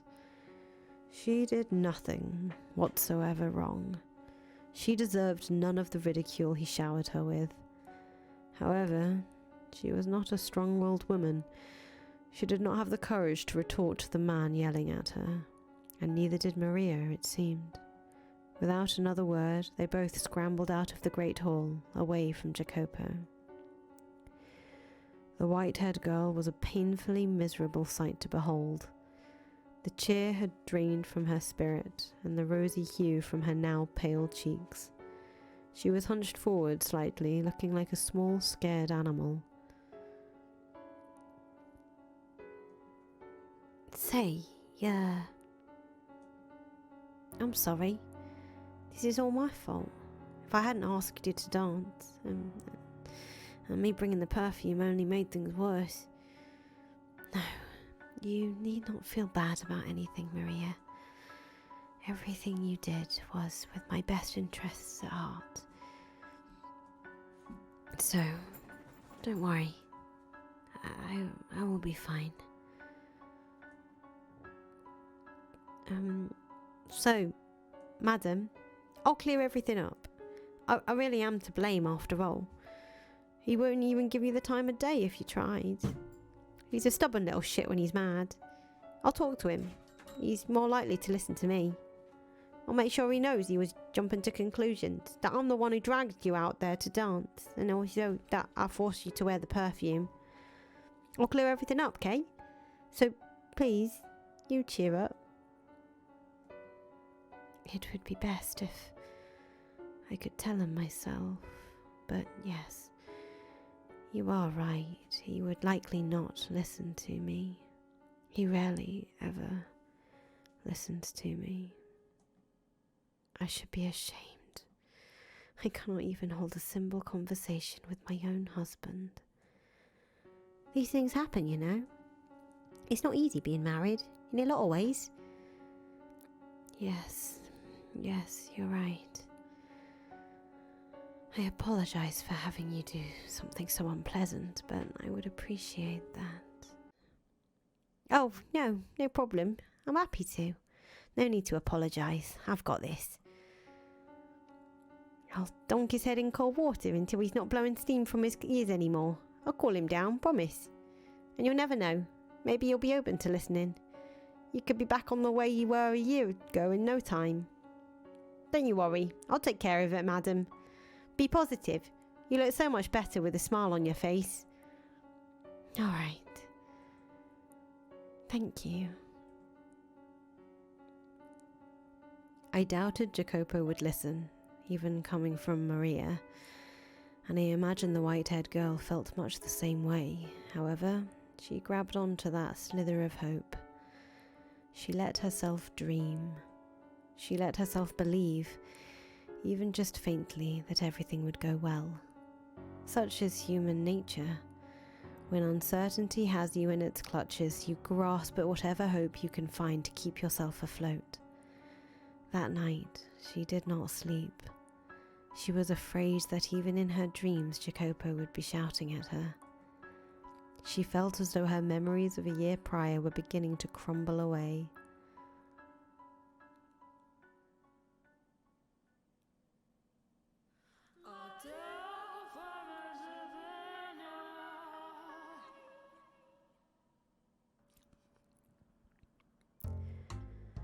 The next morning, Jacopo stood alone in the den by the billiards table. He appeared to be rather agitated. His face was twisted into a frown, his pointer finger tapping restlessly against the hard surface of the table. Evidently, no longer able to stay in one place, he paced a circle around the table, then swiped up a rack and cue, setting up a game of 9-ball. I am not intimately familiar with the ways by which men entertain themselves, but in truth, I was bewitched by the sight of him leaning over the table. It almost seemed as though a steel rod ran straight from his shoulder to the tip of his outstretched finger, upon which the cue was secured by another finger looped over it. With a smooth, flowing motion, he thrust the cue forward slightly, pulling it back and repeating the process once more, before ramming it into the cue ball, sending it rolling into the diamond of coloured balls. A chorus of clicks and clacks emanated from the centre of the room. Balls collided with one another and ricocheted off the cushioned walls, a few landing in the pockets situated around the edge of the table. Jacopo appeared to have accomplished this with little trouble, but I imagine merely striking the cue ball with the stick would be rather difficult for someone inexperienced. But despite his accomplishment, it seemed to only exacerbate his agitation. "Lousy positioning," he muttered, though I hadn't the faintest idea what he was talking about. What should have been a game for his enjoyment, he went about with a constant look of exasperation. I suspect he was using it as a way to blow off steam, and as a result, the tension in the air was palpable. I felt it would be improper to intrude upon him, even considering my distaste for the man. There was an undeniable beauty in every motion he made, every perfectly audible clack of billiard balls bouncing off one another. It was an enchanting sight. But then, someone without the slightest regard or appreciation for beauty came marching in with a hammer to shatter it like glass. Gotta say, that was pretty impressive. A man leaned against the frame of the open door. He was neither a resident nor worker of the mansion. The man's face was covered in scraggly stubble, his body draped in grime-caked garments. His eyes were sunken so deep it was as though I was looking at a fleshless skull, though there was a feral glimmer in them. Needless to say, he was not prim and proper. "How long have you been there?" "Not long, but man, I can't help laughing. You were completely in your own world there." "What do you want? And why didn't you send a maid for me?" "Don't be such a hard ass. We ain't strangers, man. Why should family have to go through the maids to see you? And that just ain't right, brother. Your door should always be open for family." "Enough. I am not your family. We're bound by something even stronger than blood. By our family. Our Koska." "Don't. You only ever bring up the Koska when it's in your interest." "Oh, scary. Come on now, what happened to you, little Jack? Where'd the little boy who used to call me Uncle Tommy go?" "Don't you dare use that godforsaken name. Get the hell out of my sight. What in God's name are you doing here?" The man hailed from the same country as Jacopo. They had a peculiar relationship, though they were not blood-related. He referred to Jacopo as family. They came from a sunny island in the Mediterranean Sea, a place of many unique customs and an entire underground society. Koska was a word that originated from and referred to those underworld families. It would be another 30 or so years before organisations like theirs received much public attention. At the time, they were not widely known. Just a short step into the future, and they would grow so powerful the very mention of them would send a chill through the room. "Hey now, that's no way to talk to a fellow Bazzati. You're on the shortlist to become the next capo familiar. We respect our brothers. That's how we operate. I could go home and say you threw me out of your house. How'd you like those rumours to spread? The soon-to-be capo familiar wouldn't even listen to a little request." "I very much doubt anything you said could damage my reputation." "I ain't been exiled yet. And as long as I'm still one of them, they won't ignore me." "Oh, that's a mighty fine-looking whiskey you got there. Don't mind if I do." "Nothing here is for you to drink. Booze is my lifeblood, man.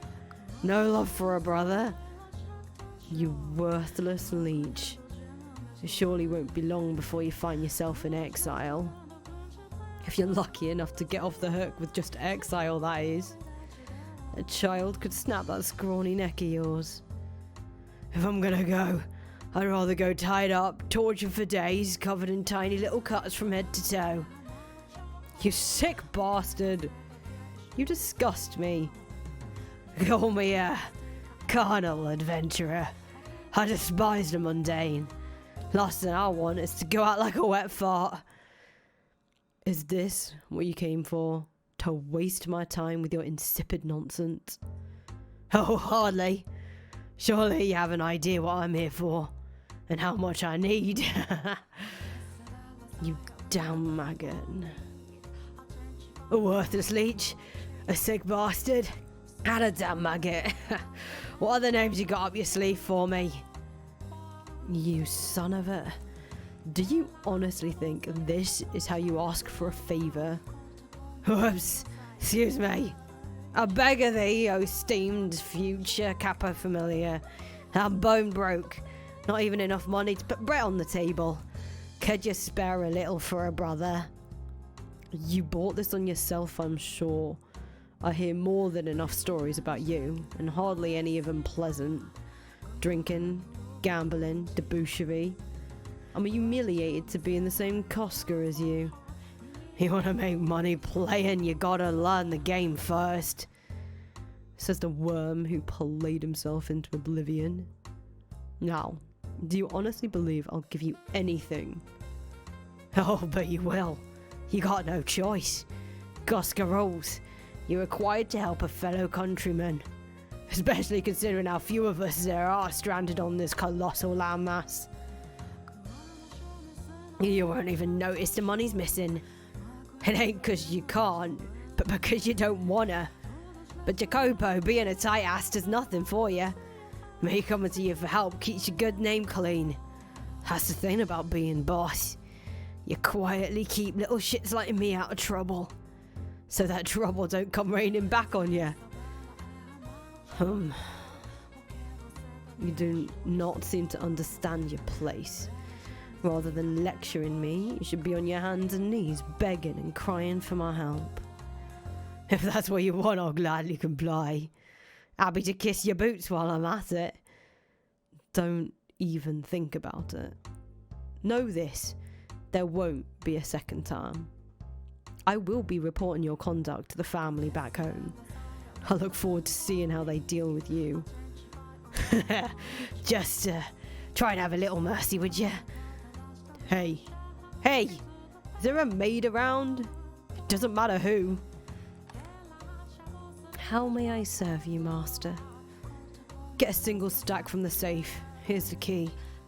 It goes without saying, but don't touch anything else. Give the money to that man as you're escorting him out the door. As you wish. Is that all you needed? Yes. Now get to it. Very well. Excuse me. Well. That's one looker of a maid you got there. But there's something, I don't know, eerie, strange about her. Fancy that. We agree on something. How long's she been working here? Couldn't tell you. As I recall, she came with the house. Is that the kind of woman you fancy? A gal you can't read will always be interesting. Is that so? Now that you mentioned it, how old is that woman? Though I suppose it doesn't much matter. Oh yeah, Jacopo! One other thing I wanted to talk to you about. What is it this time? And if it's more of your blather, I will shoot you dead where you stand. Now, no need for threats. This one's about your, better half. What about my wife? Well, to put it simply, yeah, she came to me asking for advice, looking a little distressed. My wife asked you for advice? Yep. From the sounds of it, you're pretty rough on the little lady. That just ain't right, man. You managed to snag yourself abroad that pretty. You ought to treat her at least a little better, you hear? She looks good with a smile. You've got to make her show it to you every once in a while. Why would she come to you about that? Don't ask me. Maybe she ain't got no one else to talk to. And you know, for whatever it's worth, I'm part of the same Costco. Guessing she thought I'd get through to you easier. Really? You just have to put a little more thought into how you act around her. And she'll be smiling for you like always. Oh yeah, I just got the thing. Women love this stuff. I'm sure she'll be thrilled. Is that perfume? Haven't you heard? Everyone's talking about it. I'm a big fan of the stuff too. It smells great. Pretty girl smiles at you wearing some of this. Any man would be in love in an instant. You've never given her nothing fashionable before, have you? May look like just scented water, but you can't let that fool you. Go on, give it to her. You like a nice smelling lady too, don't you? A little bit of scent can give a different flavour to your nighttime excitement. Vanilla. Well, I've said my piece, so I'll be taking my leave. Don't want to keep your maid waiting too long and get on her bad side. Hold on, Tommaso. Why would she... Make it last. That's all the advice your Uncle Tommy has for you. Ciao. Wait, Tommaso.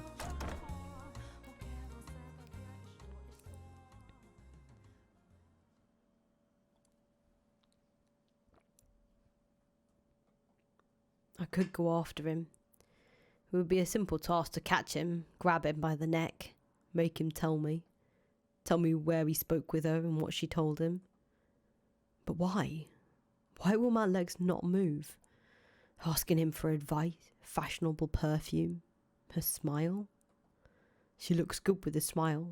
She'll be smiling for you like always. That can't be. She hardly ever smiles around me. But she'll smile for him. Last night, when she was short of breath, having such a grand time wearing that perfume, getting ready to leave the house. Just who was that smile for? God damn it. Don't you think I'll let you run free any longer? His eyebrows were furrowed, creating deep creases on his forehead. Several servants stood off to the side, watching their master attentively as he stomped past them down the corridor. However, no one said a word to him. Had I not been preoccupied attending to his countrymen, I likely could have prevented it. The look on his face would have made it obvious something bad was about to happen. Something that would only serve to further her misfortune. She was already in a less than ideal situation, and it was perched on the edge of a hill, soon to begin rolling down into even worse territory.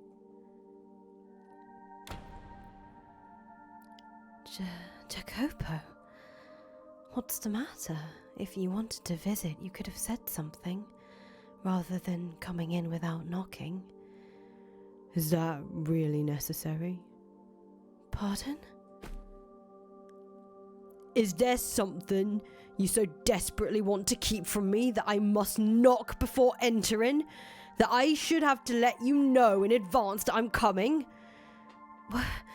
What are you? Well, is there?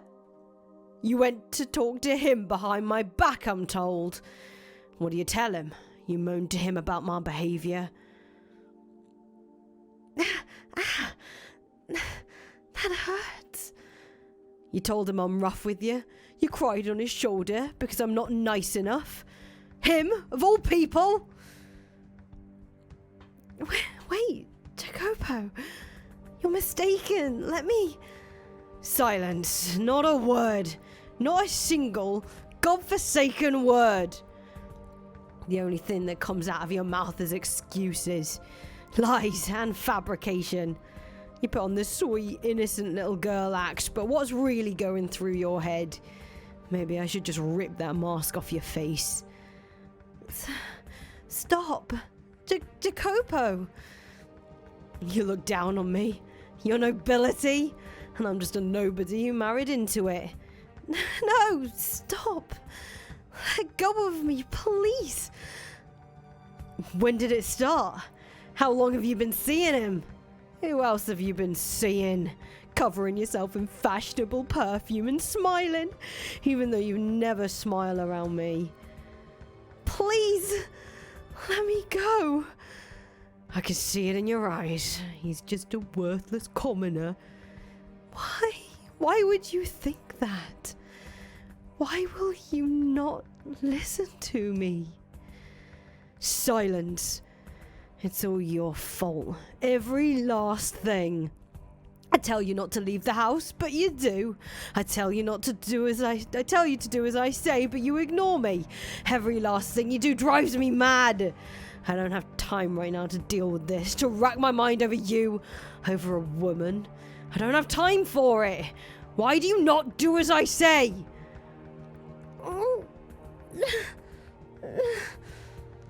Do you not have enough already, huh? Will you not be satisfied until you take in even my arms and legs? I've given you money, clothing, everything. You have an incredible life. Look around you, that life of luxury you and your parents wanted. It's right here. You have it. What more could you possibly want? Why do you insist on being unfaithful? Unfaithful? You think that what I'm doing is unfaithful to you? How else should I describe it? You leave your room despite my ordering you not to. Don't think I don't know. When you come to the den the other day, you had your eyes on the other men. No, I did not. I had no such inclination. Enough. Not another word from you. I have no interest in your excuses. If that's how you're gonna act, then say goodbye to your freedom. You're forbidden from leaving the mansion, or your room for that matter, or even speaking to the servants. Oh, I know what I'll do. I'll make you a new room. Too many people come in and out of this one. It'll be somewhere quieter, out of the way. You like the garden? How about I put it in there? If you leave that room without my permission this time, I'll kill you. Why? Why will you not listen to me? Jacopo, the master of the house, likely loved the white-haired girl. That is what I saw in their exchange. Normally, love is supposed to be a sweet, warm, wonderful emotion. It makes you care for, value that person even more than yourself. But it was the exact opposite for him. I never knew that love could be such a painful thing. How did his love end up so twisted? What did he expect to happen by confining and abusing the woman he loved? Perhaps he was conscious of that. To be human is to sometimes find oneself driven by uncontrollable internal impulses. A few days later, Jacopo dragged the white-haired girl from her chamber and led her outside. The garden she had once loved was now a thing of the past.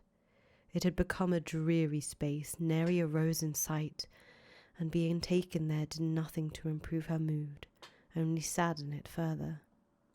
The cold grey piles of metal freckling the barren earth seemed to mock her. Her husband led her, the lady of the house, to a shed that had been repurposed into a Spartan living area. She begged and pleaded, but Jacopo would not have it. He shoved her into the sad little shack and locked the door.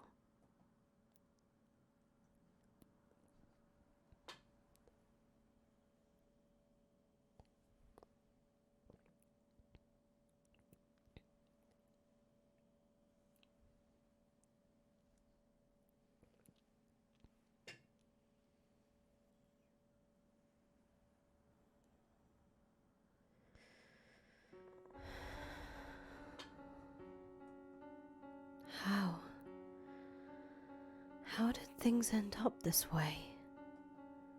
Why? All I wanted was to go back to the way things used to be, for us to be able to smile around each other.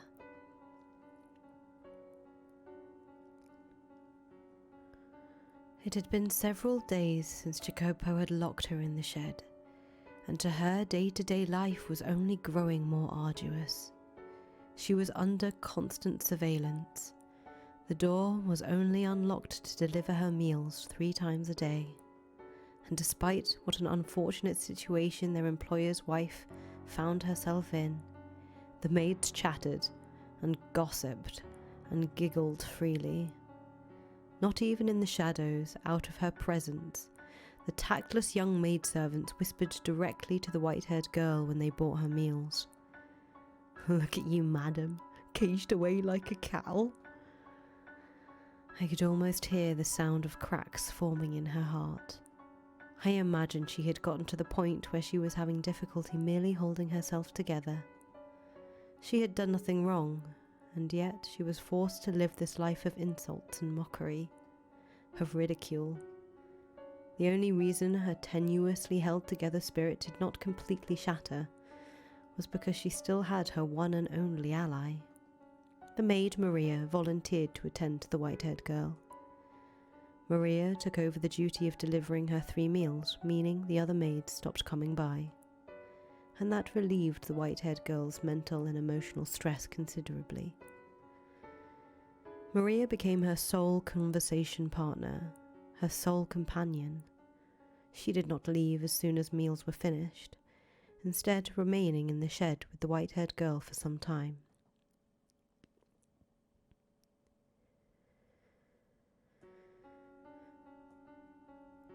So, madam, how about a funny story? I flubbed up pretty hard the other day. You want to hear about that? So, a couple of days back, I didn't get enough sleep the previous night, right? I'm helping out in the kitchen, half awake, plating up some food. When I go to bring it out to the guest, my heart about leaps out of my mouth. Guess why? What I thought was a plate was actually an ashtray. Man, I was sweating like a pig. The guest didn't seem to notice, but the other maids were pale as ghosts the entire time. Just about everyone had themselves a case of the vapours. I got quite the tongue lashing at clean up. Pretty funny, huh? Oh, did you? Sounds like it was a pretty bad day. Yeah.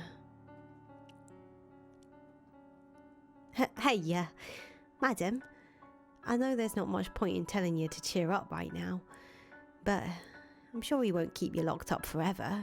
He's just a bit crabby for now. It'll be alright. Although, I guess this is a bit drastic for a temper tantrum. I'm sorry, madam.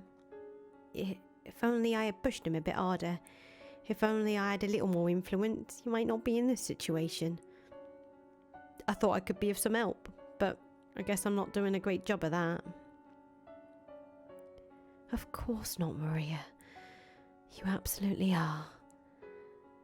Just your being here takes a great weight off my shoulders.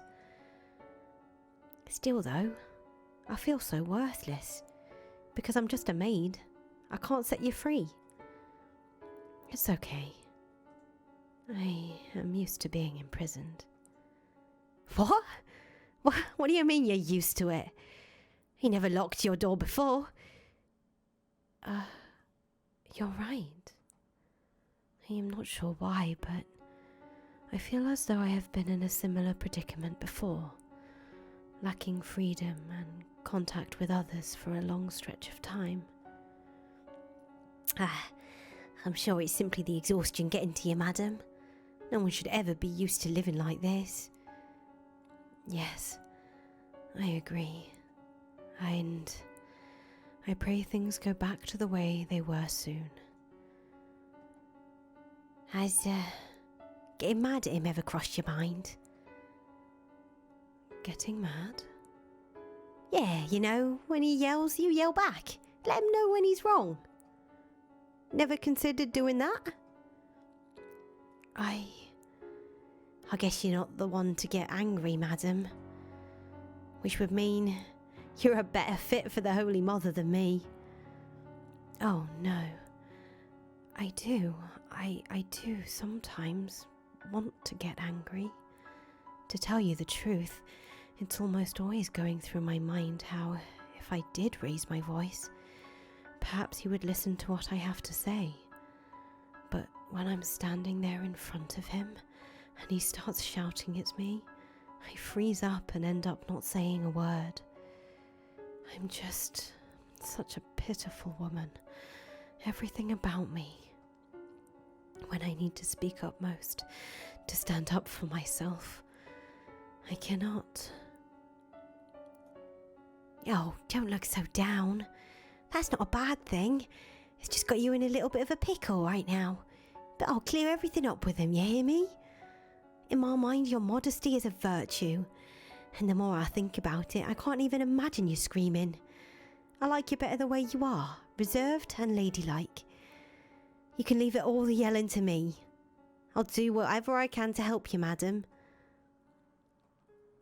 Were you able to clear up his confusion about the night when we were dancing?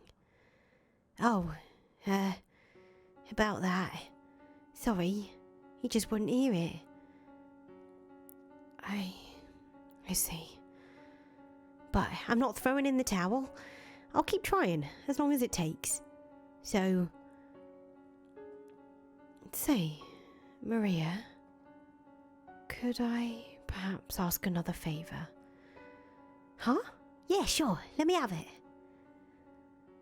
I would like to write him a letter. A letter? To someone who lives in the same house?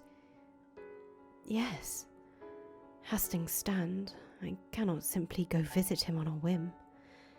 And I feel as though I could calmly express on paper things I am unable to say to him face to face. I suspect I might have more luck that way.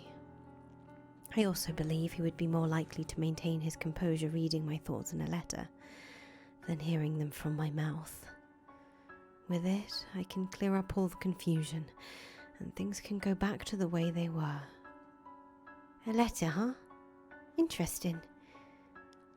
I'll write the letter, which I would like you to deliver to him. May I ask that of you? Absolutely. No problem. Thank you, Maria. You are the only person I can count on, and I mean that.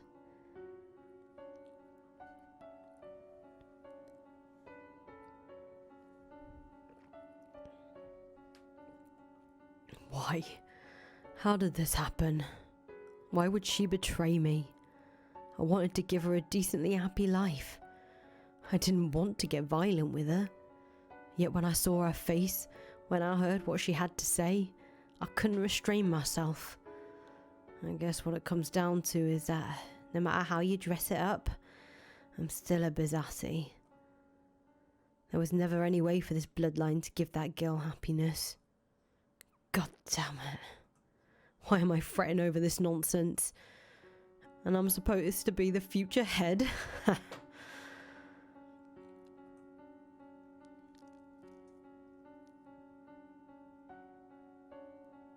illusion. But they're dancing. They really are. And they look like they're having a wonderful time. Are you sure it's an illusion and not something else? To me, it does not seem to be. I cannot see it as anything but two tiny people dancing. That's how it works. Reach out your hand and try to grab him. You won't be able to. Ah, you're right. That's a shame. I didn't think you actually would. But it's the most precious thing. They look as though they're dancing atop my palm. It's almost frightening how much innocence rests within these hands. It's as if they've been completely cut off from all the world's filth. My hands, however, are soaked in blood. I fear that bringing her into my world may taint her. Am I capable of protecting this woman's purity? And yet, as I watched her so joyously playing, I felt as though I had gone close to her. I was the only one being a child that day. Jacopo, it's me, Maria. Is it all right if I come in? Maria. It's fine, come in. Oh, I see.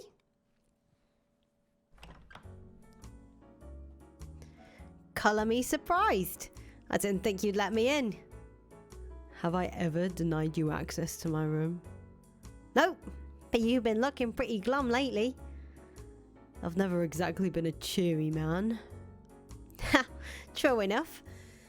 I know you told me before not to talk about your wife, but I'm going to stick my nose where it doesn't belong today. There's been a lot of chatter among the maids lately about you getting rough with her. I mean, you got the poor thing locked up in a shed outside. You're not leaving the best impression on anyone. You're here to box my ears? I don't know, 50-50?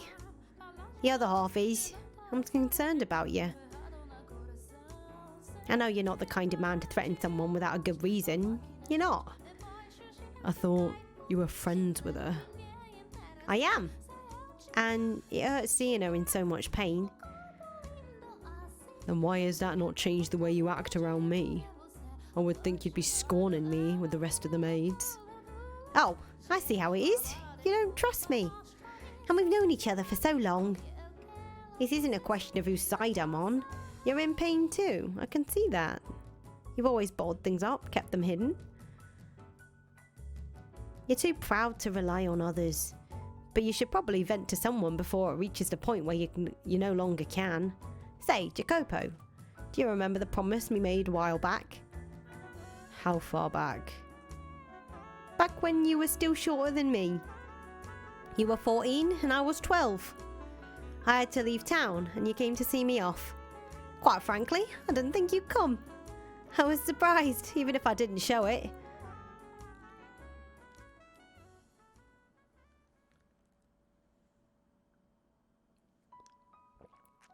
Jacopo? Where's your dad? Or are you here alone? He didn't even tell me. Ah. There's no reason you have to leave town. My old man says the Campanellas have more power. I should be the one leaving. It's not that simple. Grown-ups have a lot to consider. So don't give me that look, Jacopo. We were kids. But we both kind of started to catch on to the situation with our families and to the bonds that land held on us. Although we didn't know any of the details at the time, my grandpa owned all the land the city was built on, but he was a very conservative man. He didn't try to spread his influence, instead opting to fortify what he already had. I don't know exactly when it first started, but organizations were used to administrate cities. And when we were kids, my dad was the capo familiar, and my grandpa was consigliere. But just because he was an advisor didn't mean he was powerless. While my dad made the decisions, my grandpa was the only one allowed to fight him on them. Your father was a capo decina that served under my dad. He wasn't especially happy about that. But parents quarrelling doesn't affect their kids, or at least that's what I thought at the time, and what you probably thought too. But there was still a chance we would be caught in the crossfire, so my dad decided to send me and my mum away, off the island and to the north, where some more prosperous areas. He thought that by sending us there, we could live our lives clean, regardless of where we came from. There's no changing what's in your blood, though. You could have told me too. Or were you planning on leaving without saying anything? No, it was just all decided so quickly. Why do you sound so accepting? Adults have a lot to consider. You bet they do. But you could at least let them know you're opposed to it, Maria. But no, your tail went straight between your legs as soon as you were told. You just gave up and accepted it straight away. I thought you were better than that. You think? You think I don't know that? But I'll just be in my dad's way if I stay. I'm a kid, a girl. I won't be of any help if something happened. And I don't want to need someone to protect me. I've never once thought of you as a girl. Hey now, That's mean. Oh, jeez. Thanks, Jacopo. Now you're getting me all mushy too. If anyone should be sad here, it's me. I am not sad. Oh, really? You sure you're not actually torn that I won't be around anymore? You're a huge crybaby after all, Jacopino. Hey, when have I ever cried? Don't call me that. I made you mad. Short-fused as ever, I see. You gotta learn to keep your head. You're a man, an heir to the Bizzatti family. Don't you lecture me. Psst, so pig-headed. You could at least listen to me this once before I'm gone. Hey, Maria. Got a little time to spare? Yeah, sure. But not much. The carriages is gonna be here soon. Do you have enough for a trip to the hill and back? Yeah, I should have enough time for that.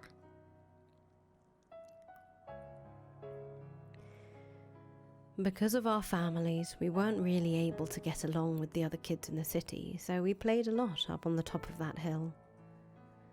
It became kind of like our little secret lair. There was an abandoned house up there. I guess an old farmhouse or something. The kids love that sort of thing, you know. We called it Casa Nostra, our home, and we pretended it was actually ours. We drew circles on the wall in chalk and used it for target practice.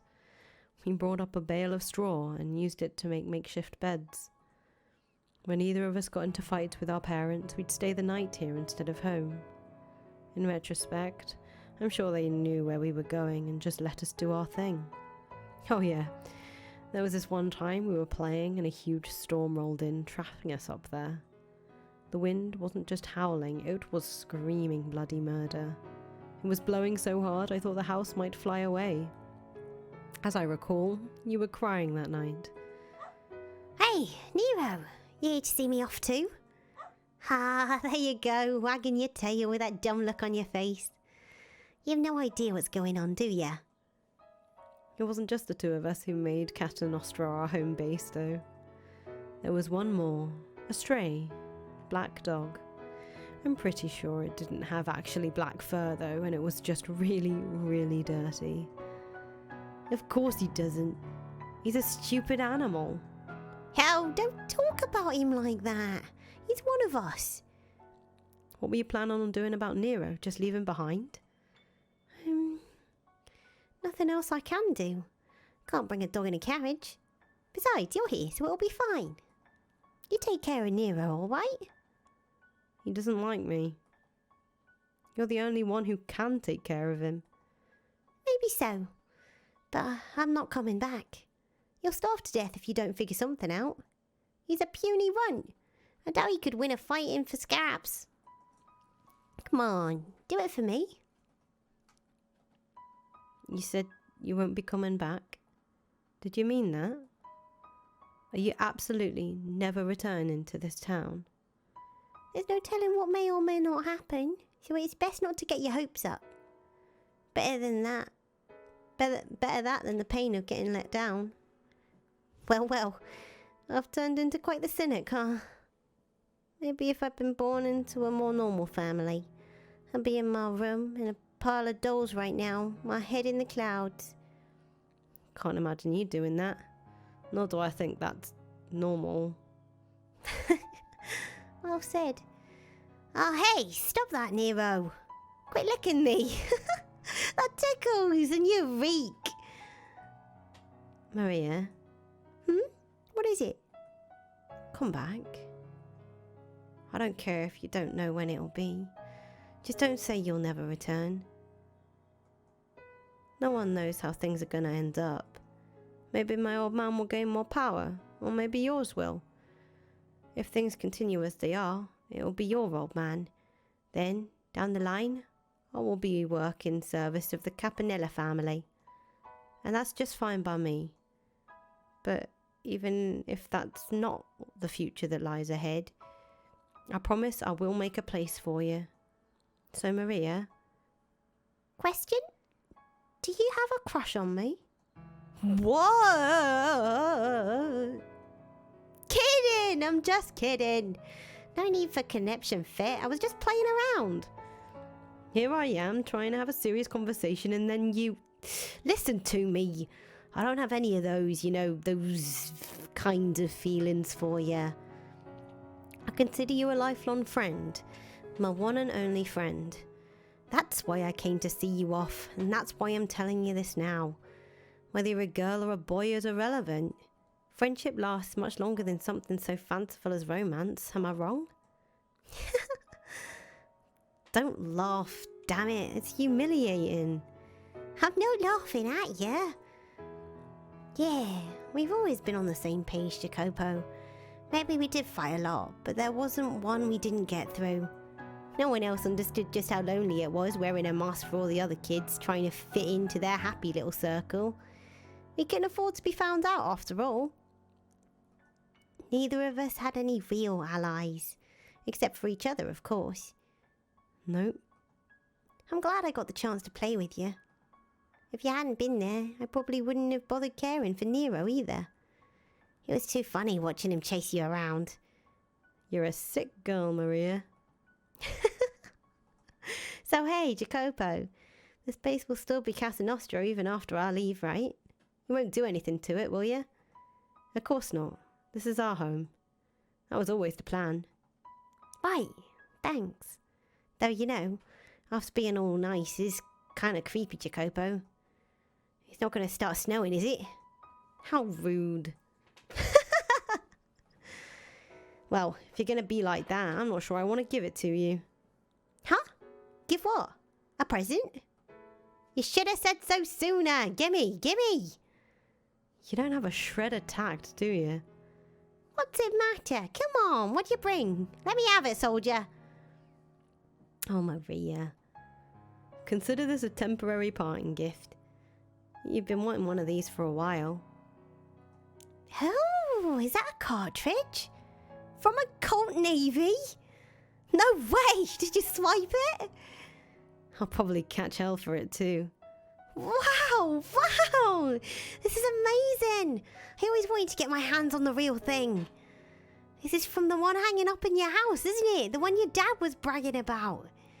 They just started selling them this year. And it's ridiculously hard to get your hands on one. Or so I hear. Man, guns from the New World is something else, alright. Just imagining the moment that hammer comes crashing down on the back of this sends chills down my spine. Are you sure you're a girl going crazy over a bullet cartridge? What's the big deal? I like what I like. You'll get in trouble if you don't put this back though, won't you? Don't worry. I'll return it when you return. And I won't tell anyone I gave it to you. Okay. Well, I guess I'll take you up on that then. Thanks, Jacopo. It'll be my treasure. This goes without saying, but don't you lose it. I'm giving it to you as a symbol of our friendship. No matter how far apart we may be, or how much time may pass, or how things play out with our families, we will always be friends. That cartridge symbolizes that promise. It's a promise, Jacopo. Our families may outwardly hate each other, but I'll always be your friend. Always be on your side. And don't you ever go back on those words. I swear upon this glorious cartridge, this historic land, and the names of my ancestors, I shall not make myself a liar. I trust you, Maria. We'll meet again. It may be many years from now, but I won't change a thing. Our friendship will never fade.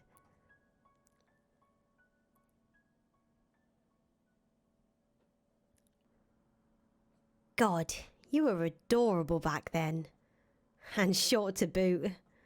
But now, you've hardened so much. I was flabbergasted when I next saw you. Dressed all fancy from head to toe. You'd become quite the smug little bastard, I'd thought. You sure weren't that little kid anymore. You have quite the memory. Well, yeah, I don't forget my promises. And I'd never forget I said I'd always be on your side. The question is, did you remember? I did. I remember every word you said that day. And as I said, I left Casa Nostra as it was. Though it is quite some distance away now. I imagine if we went back and did a little work on it, we could have it looking just like old times. And Nero? About a year after you left, he suddenly disappeared. And just for the record, I did take care of him, as you told me to. I'm guessing he got into a fight with another stray or something. I searched, but could never find him. Ah, well. It has been more than a decade. Not everything's going to be exactly the same. You, however, haven't changed a bit from the girl you were all those years ago. Neither have you. Sure, you seem different on the outside, but at your core, I believe you haven't changed at all. Still, the same old Jacopino. Could you not call me that? I have changed quite a bit, unlike you, and I am well aware of it. Say, Jacopo, do you consider me supportive? Of everything you could have said, of course you are. You're constantly supporting me, past and present. You are proof of the existence of a kind of friendship that can transcend gender, blood, and any other distinctions.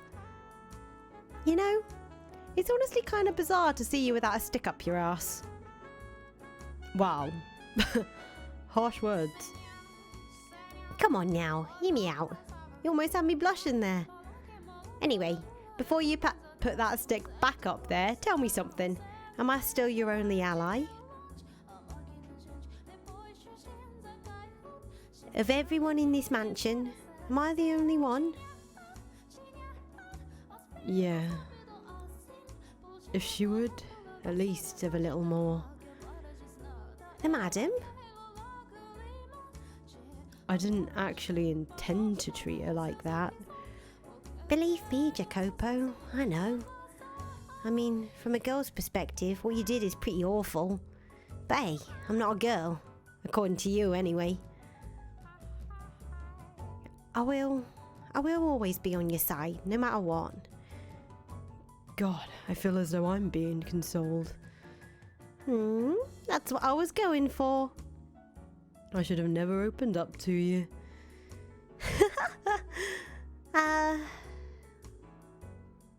Hey, now's probably not the best time to bring this up, but I have a letter. A letter? Written by the madam. Here. A letter from my wife? Let me see it.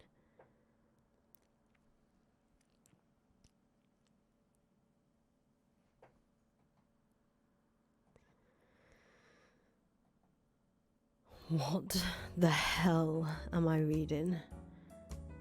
I was considering keeping it a secret, but I haven't seen it. I thought hiding it from you might only hurt you more, so I decided it was best to show you. Who is this? Who is this letter for? It's as if... But that can't. I love you? Who is she writing to? I don't know this man. Take a deep breath, Jacopo, and listen to me. The madam is having an affair.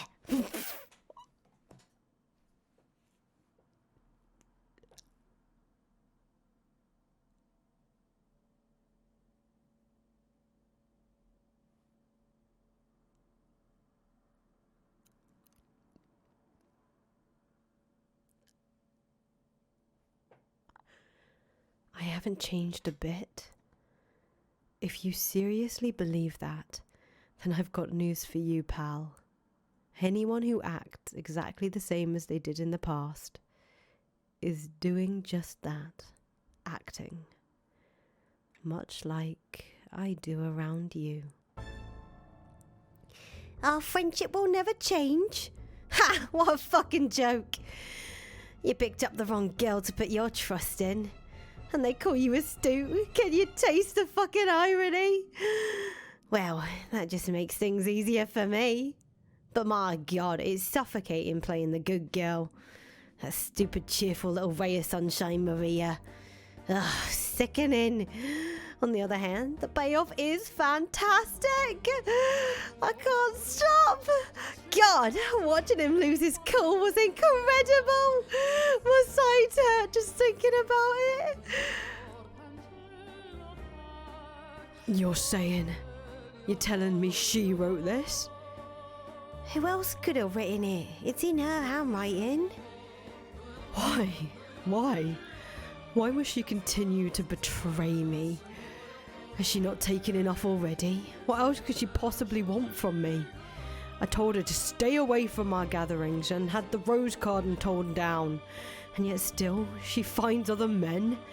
I warned her. I told her it wouldn't happen again. That if she betrayed me one more time, I'd kill her. Jacopo? Out of my way, Maria. I have to talk to her. Ask her what this letter's about, who this man is. And depending on how she answers. Hold it, Jacopo. Calm down. Silence. How am I supposed to stay calm right now? Listen to me. Relax. You try to talk to her right now, and you aren't going to get anywhere. You're aware of just how frenzied you are, aren't you? Besides, you think she's going to tell you the truth even if you do manage to ask? Of course not. She may look all prim and proper, but that's not the real her. I don't think she's a bad person, but... Not a bad person. The woman who wrote this letter to another man, she crossed the line, you hear me? I agree with you there. She's gone too far with this letter. But remember, she's your wife and the daughter of a noble. You know exactly what will happen if you lose control of yourself and do something to her. It's not gonna look good for you. She may be a nobility, but I have the Cosca. We have our own way of taking care of these kinds of problems. Still, it's plain as day it'll only make a bigger mess. No one else knows about this yet. Are you telling me to act like that nothing's happening? When she so blatantly disrespects me? Jacopo, could you let me take care of it? I'm friends with the madam. You know that. She'll listen to me. So I'll make sure it gets through to her. Just how much you care about her. I couldn't ask you. It would be disgraceful. There's nothing to be ashamed of. What did I tell you? I'm on your side, and you're on mine. We're in this together. You can ask me things you couldn't ask others to do. I have tight lips. Anything you ask, I'll keep absolutely under wraps. Damn it. You're right. Yes, you're right. I'm well aware that I always lose myself in her presence. If I try talking to her now, I probably will do something rash, yes. I'll make sure everything works out, got it? You and the madam can go back to the way things used to be, so you don't have to suffer anymore. I'll take care of it. I'm the only one who understands your pain, and I'm the only one who can help you out of it. Maria. Oh, don't make that face, Jacopino. Ugh. Thank you, Maria. Please, let her know that even if she is seeing other men, and even if she does silently mock me for not being of noble blood, that I still love her. That I don't want to raise my hand against her. You love her? That's a riot! You're too busy chasing your stacks of paper. You don't even have what it takes to truly love a woman. I will say though, I was surprised you lost your head that badly. Quite the little crush you've got on her. You could just sit down and talk to her like a rational human being and presto, all your problems would be solved. But you can't even manage that, which is why you're in this predicament. Once you're convinced of something, Jacopo, you never let it go. and she's too timid to speak up for herself. Sorry, madam. I got nothing against you. I just didn't expect things to go quite this well. There's no stopping now. Not that I've got this much momentum. Also, watching a pretty girl like you break down gives me goosebumps. You're still convinced I'm the only person you can trust.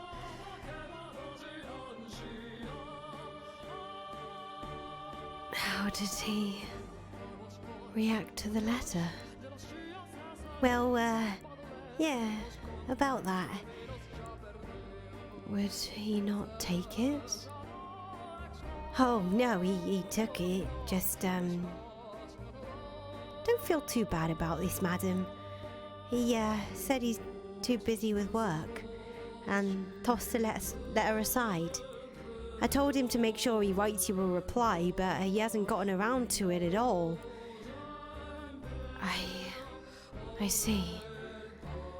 That's a shame. It kills me to see you like this, madam.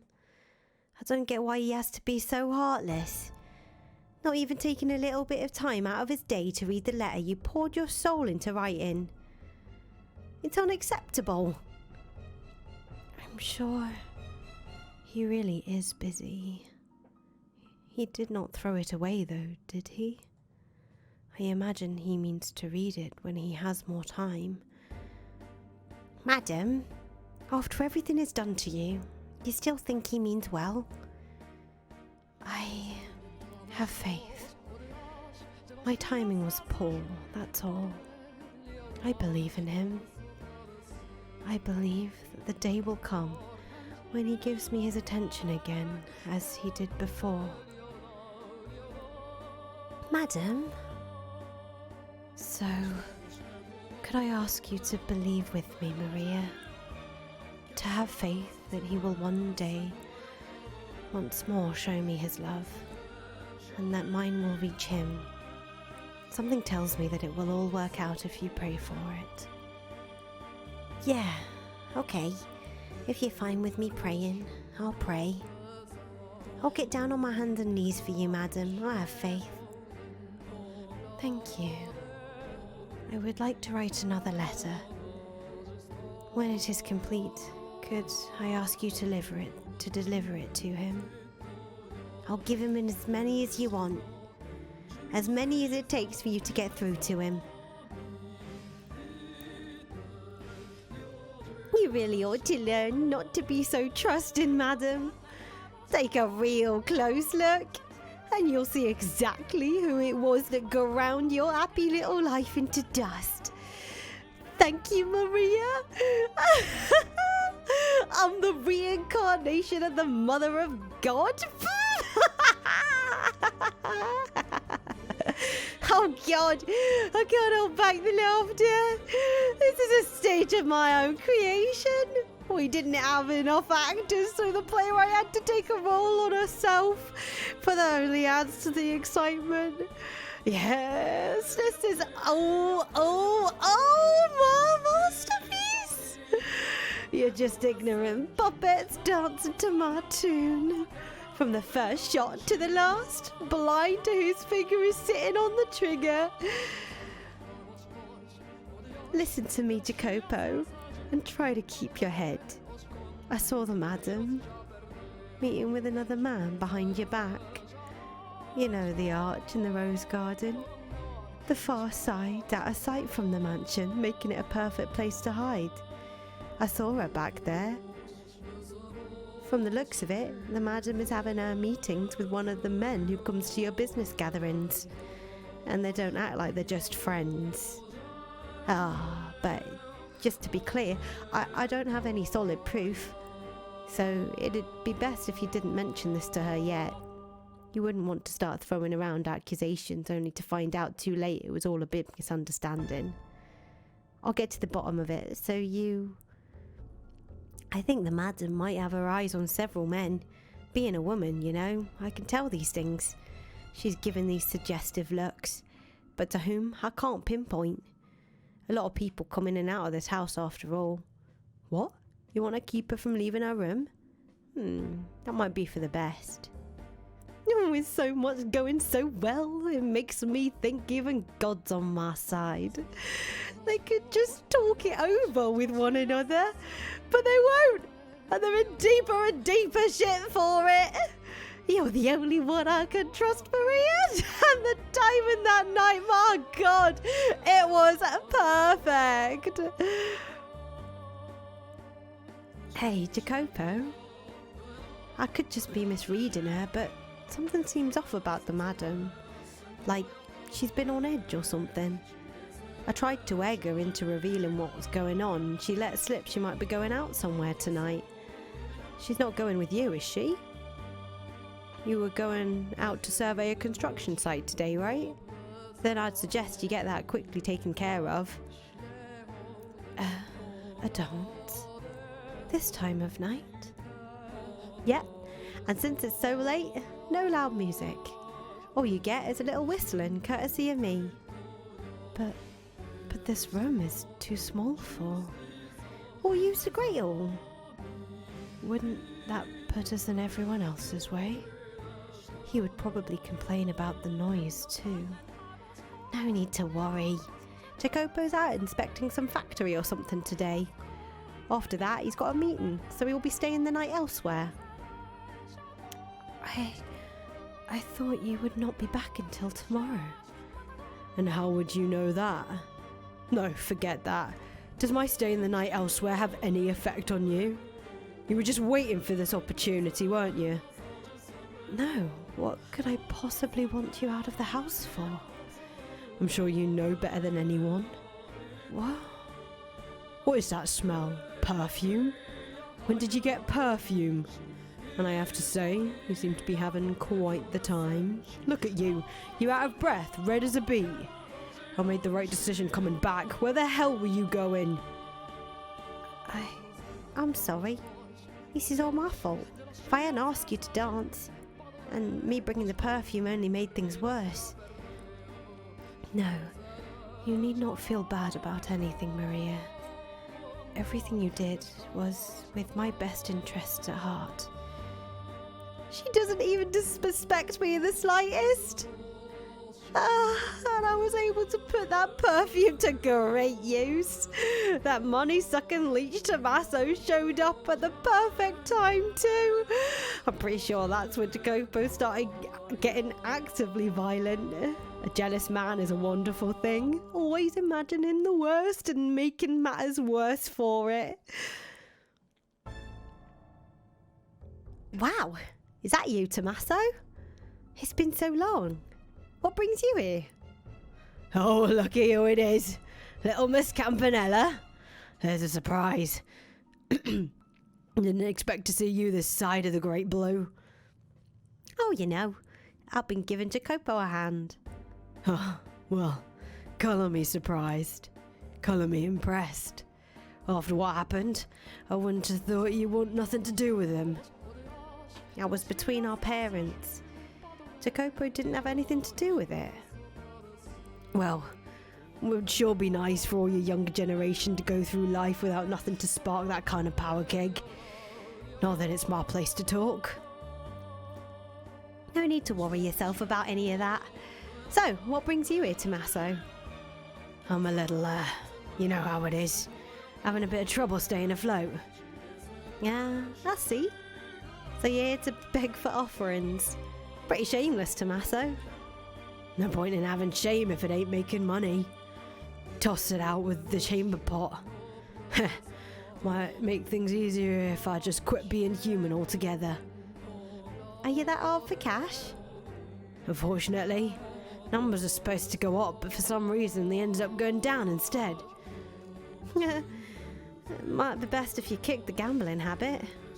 No, that's like telling me to go off myself. Ha, I bet.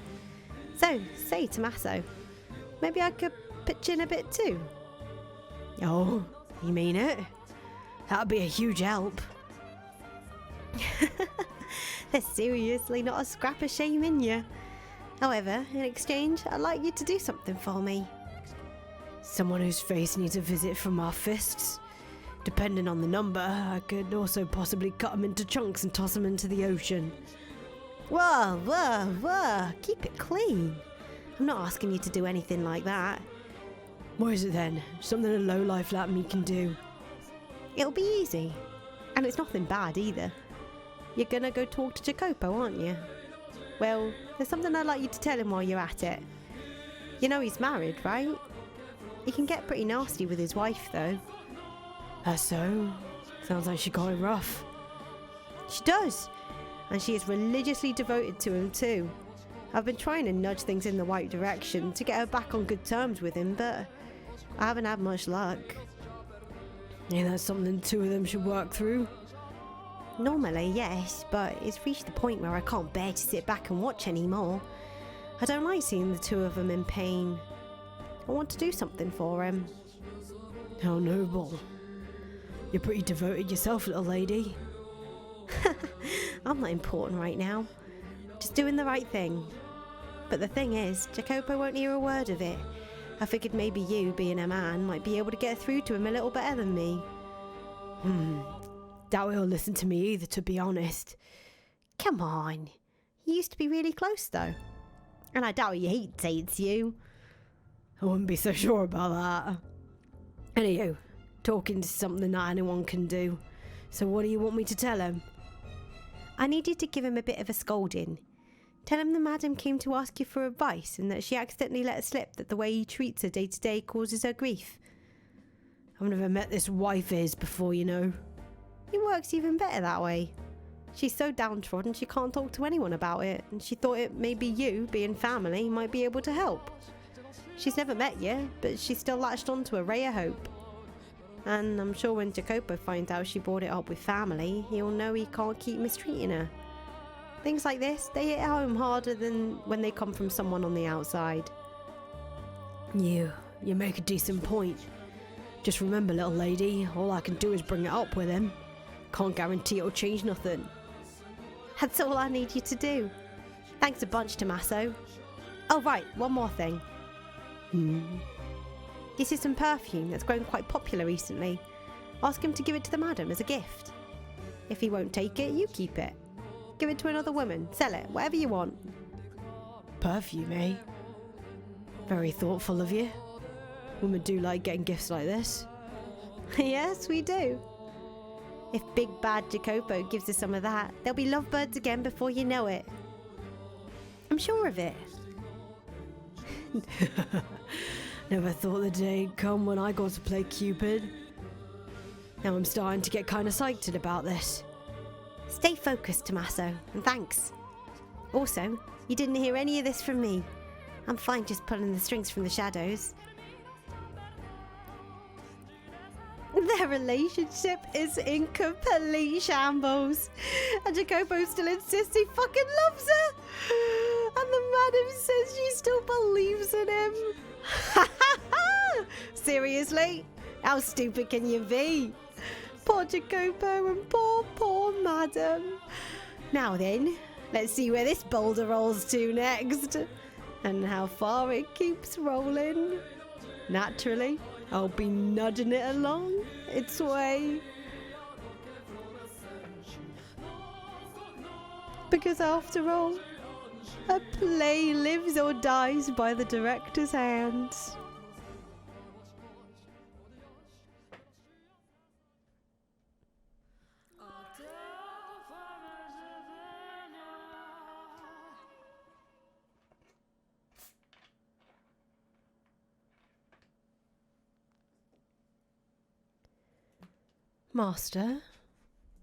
Master? Are you shocked? Or do you instead lament this development?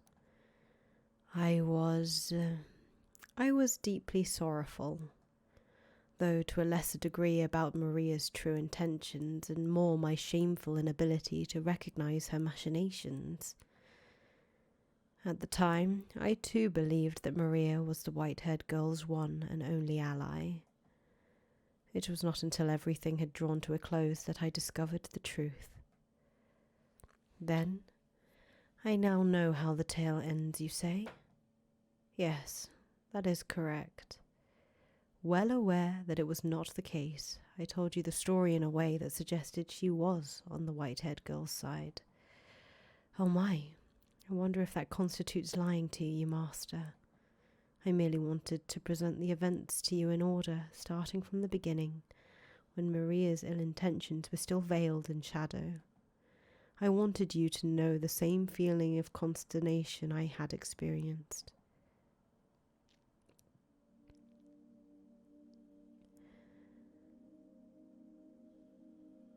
The white-haired girl continued to write letter after letter. They were all addressed to her dear husband, detailing her ever-persistent love for him, and her desire for their relationship to return to what it had once been. My beloved, I am sure your hands are quite full right now, but that is fine. It does not change my love for you. Do you remember the day we went out together?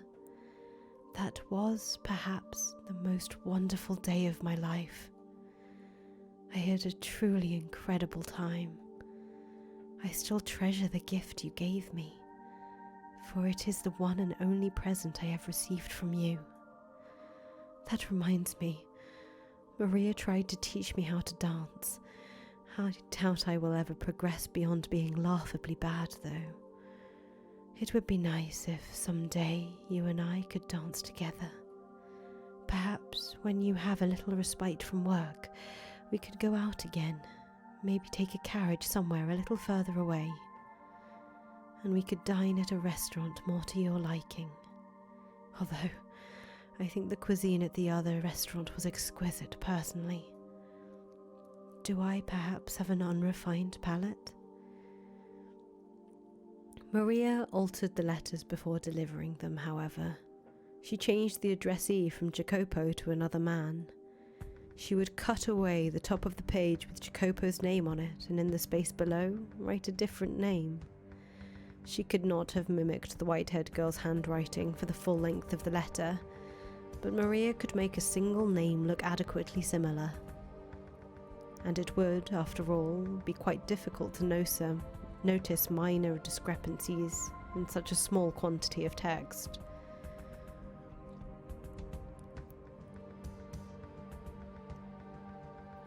Again, another letter.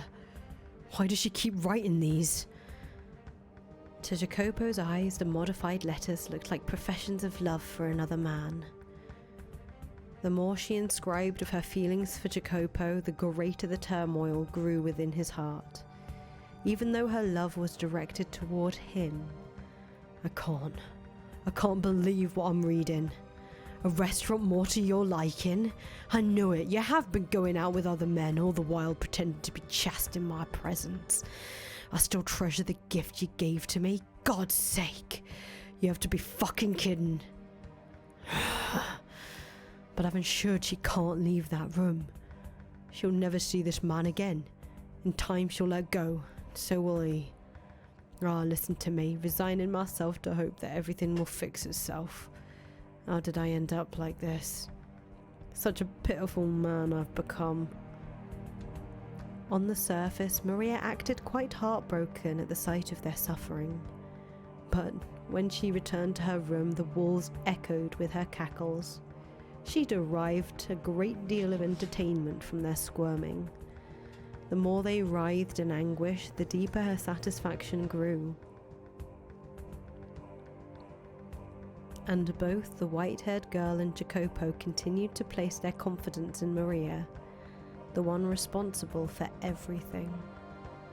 The white-haired girl had never possessed a sense of distrust, and so she took everything Maria said as truth, continuing in her agony to write Jacopo letters.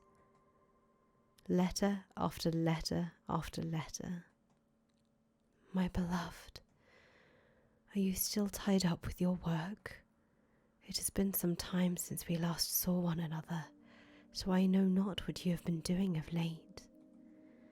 I only hope you remain in good health.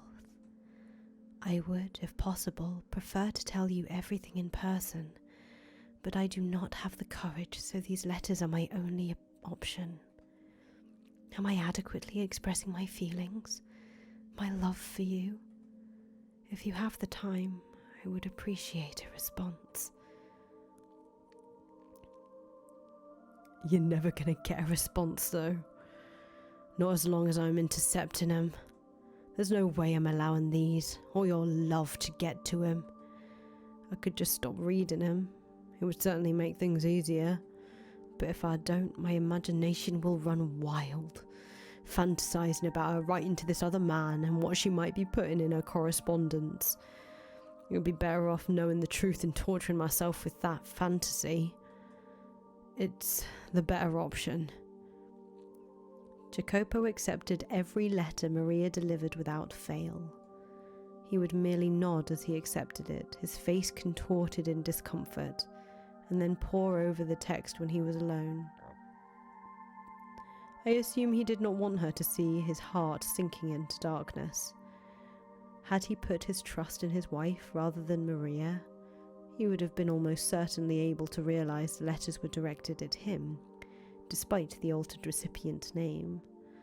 Everything she wrote about concerned him after all. How could someone who had lived as isolated a life as her have so many identical experiences with two distinct men? Why could he not find it in himself to trust her? Perhaps doubting her was simply easier. If you were in his position, would you trust her? Would you maintain faith in her, the woman who had waited so long? Would you believe the feelings she professed to you were genuine?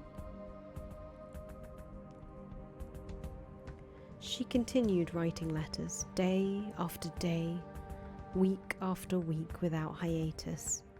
She had, by and large, run out of things to say, but that did not put an end to her letter writing. She simply repeated what she had written before. Nevertheless, they did not see one another in person. The white-haired girl, forbidden from leaving her shed, could only wait for her husband to pay her a visit. My beloved, there is a little bit of fog out today. Weather like this reminds me of my home country. I was born on an island perpetually covered in thick fog. I am not saying I would like to return, but thinking about it does make me feel rather homesick. Does that happen to you? That reminds me, aside from that one time, you have not told me much of your homeland. It would be nice if we could pay a visit together sometime. Speaking of which, before I left, an exhibition of some sort was held there. I was unable to attend, but perhaps you had the chance when it was near you. I imagine you would have, with your interest in new technology. Next time you have a chance, I would enjoy hearing what they had on display.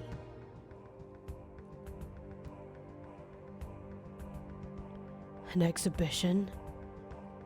Ah, that's right. There was one. It was a year ago.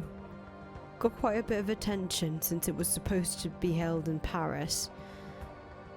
I was busy preparing for our wedding. I had no time to attend an exhibition. And while I was doing that, giving you, a woman I had never met before, my full attention, you were giving yours to a different man. Has this been going on for that long? Had he simply stepped up and taken action, he could have put an end to the stream of letters, each of which gave rise to further misunderstanding. He needed merely to ask the white-haired girl in person to whom the letters were addressed, whether what they described were true, and the twisted threads of his confusion would have all been unravelled. But he made no such effort, relying instead on Maria to serve as his intermediary. I feel as though I have now, at long last, come to understand just what kind of man Jacopo was. While he had a great deal of pride in his capabilities, he had far less confidence in himself as a person. If he'd had faith in himself, perhaps he could have put faith in his wife as well. Had his pride not been so twisted, perhaps he would not have been so afraid of being hurt. Indeed, he was afraid of being rejected by her, afraid to face reality where his beloved partner scorned him. where the woman he loved laughed at him disdainfully, where she and countless others mocked him. The thought of it paralyzed him. The environment in which he had been raised played a significant part in his state of mind, I expect. Occasionally, the name on the letter would change. Maria was making the white-haired girl out to be having affairs with multiple other men. She could never do any such thing, of course, but Jacopo, thinking Maria to be his only ally, believed everything she said. If I could figure out who this man is and where he resides, I could make him tell me every last detail about his relations with my wife. But what if that information went public as a result? If news of her infidelity spread and were to reach the Cosca?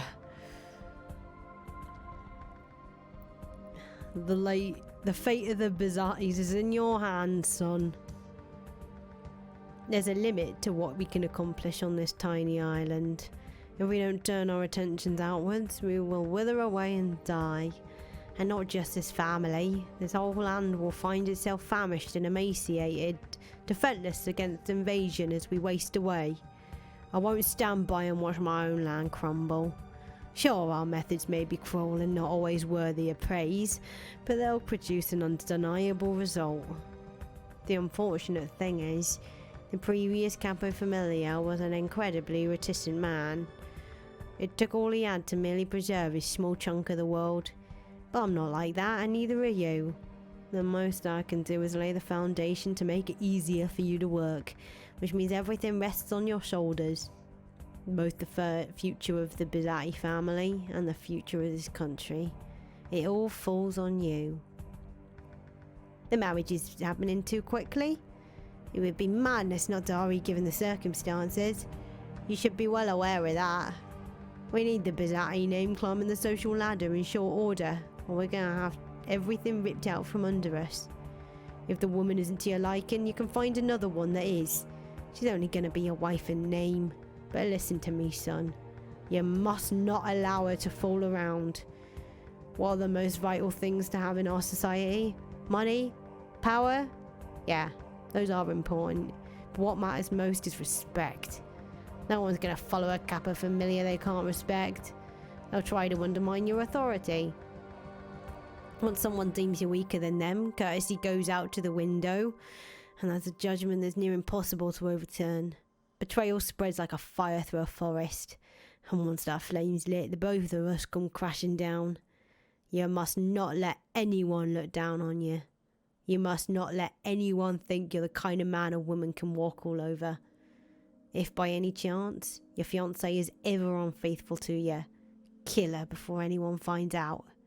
Your place is above others. Climb to the top. Never be content with someone above you. And never forget the weight you carry on your shoulders. This is your responsibility. The fate of the Bizzatti is in your hands. The fate of this country rests upon your shoulders. Kill anyone who stands in your way. Poverty is the root of all evil. Aim for the world.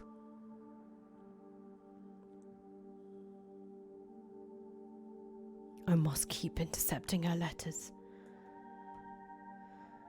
I must keep her locked up. I still have work to do. I cannot allow anyone to learn about how she's disgraced me. Kill her? That's how my old man says to handle it. That's the last resort. It's not. Not yet. God damn it. It's downright wrong for me to even be having these feelings for someone. Fuck!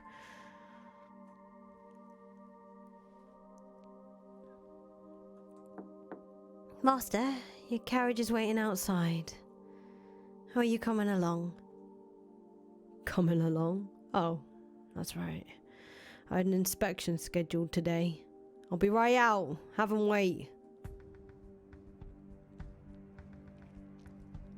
Is something the matter, Master? You look a little hazy. I'm fine. If you're not feeling well, you should stay. I said I'm fine! It's not your job to try and infer my condition. Yes, sir. Damn it. Keep it under wraps. Act like normal. You can at least do that much, damn you. Take care on your trip, Master. Yeah. It's not the usual coachman. I also feel like I've seen him somewhere. Your fault. What? That way... Hey, speak up. Die, Jacopo Bazzati!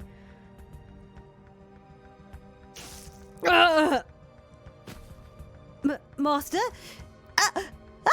There's a knife in your stomach! Oh God! Someone! Anyone! Silence! Don't make a scene. Call the doctor. Yes, sir. Now I remember where I've seen him before. That's right, I put his factory out of business. I needed it out of the picture to expand my own business. I guess he held a grudge about that. I should have been more careful. Blood flows with surprising abundance from a stab wound. It's not stopping either. Son of a bitch. The world is going white. Come on now. You have to be kidding.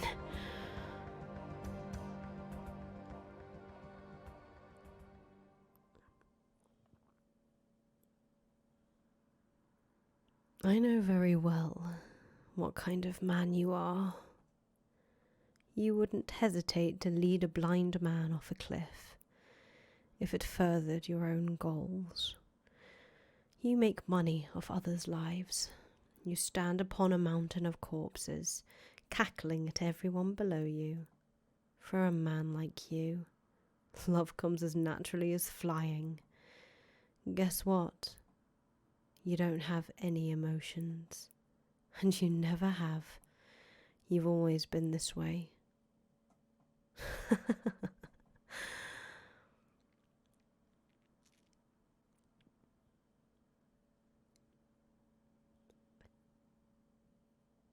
My childhood was day after day of mockery.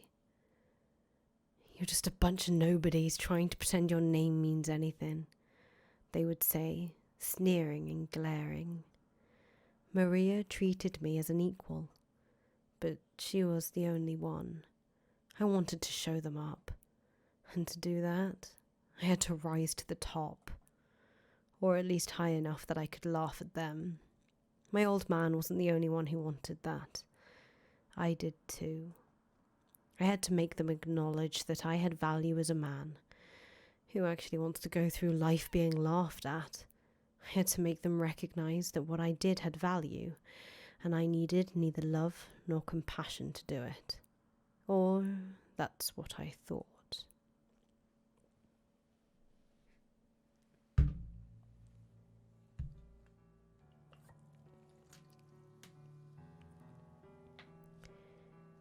In the beginning, I only ever intended to use that woman. I simply needed her to build a name for myself. When she served her purpose, I could simply cast her aside. That's what I thought. Or rather, that's what I endeavoured to make myself think. But deep down, I felt bad for her. I pitied this woman who was being made to marry a man she had never even met before. I'm sure that what she really wanted was to have a regular marriage with someone she loved.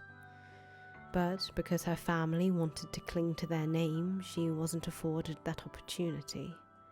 I wanted to do something for her. It didn't have to be anything grand. I genuinely wanted that. The day of our wedding was when I first saw her. Her face, partially obscured behind the veil, was gorgeous. And crucially, she was smiling at me. I had expected to find only gloom and despondency in her eyes, but instead she smiled. The moment I saw that smile, I wanted it to be a permanent part of my life. I truly did want to ensure she always had a smile on her face.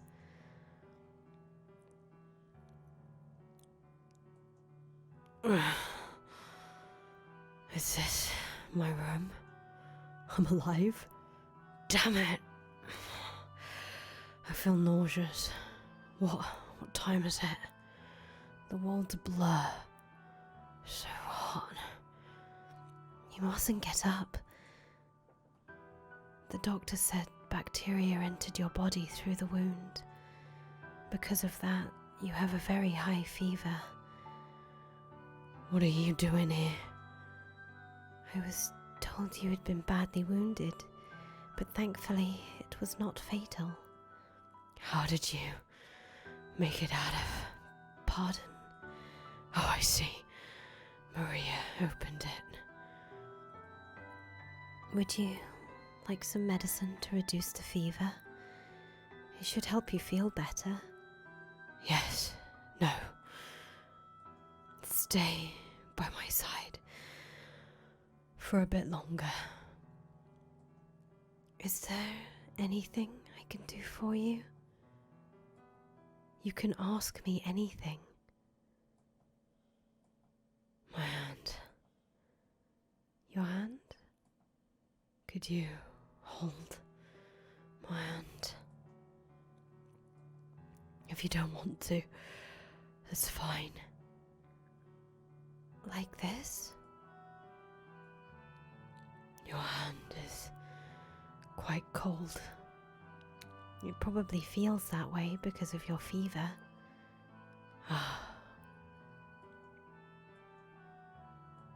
So,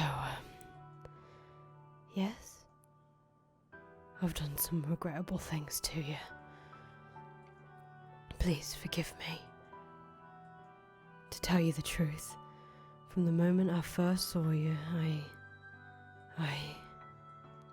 felt like you were what I had been searching for my whole life. Laugh if you'd like. I felt like I had finally found you. But I couldn't act around you the way I honestly felt. You should get some sleep. Could you keep holding my hand until I fall asleep? If you don't want to, that's fine. My hand is in yours. Thank you.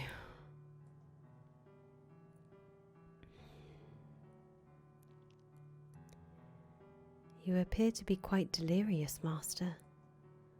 Those are things you should be telling your wife, not me.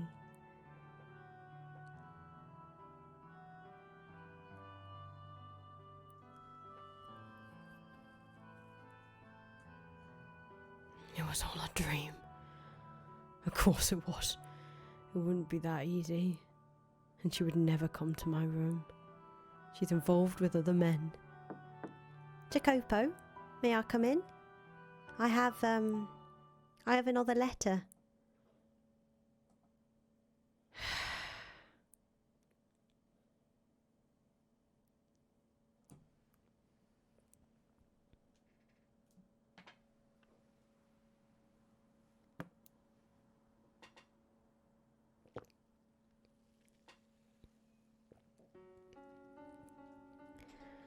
The white-haired girl's persistent letters did not improve anything, but simply stoked the flames of misunderstanding. This continued for several months. Though outside the sun shone with the gentle warmth of spring, the cold, bitter winds of winter still relentlessly blew between Jacopo and his wife. Not allowed to leave her shed, and never receiving a reply to her letters, the white-haired girl's only source of information was Maria.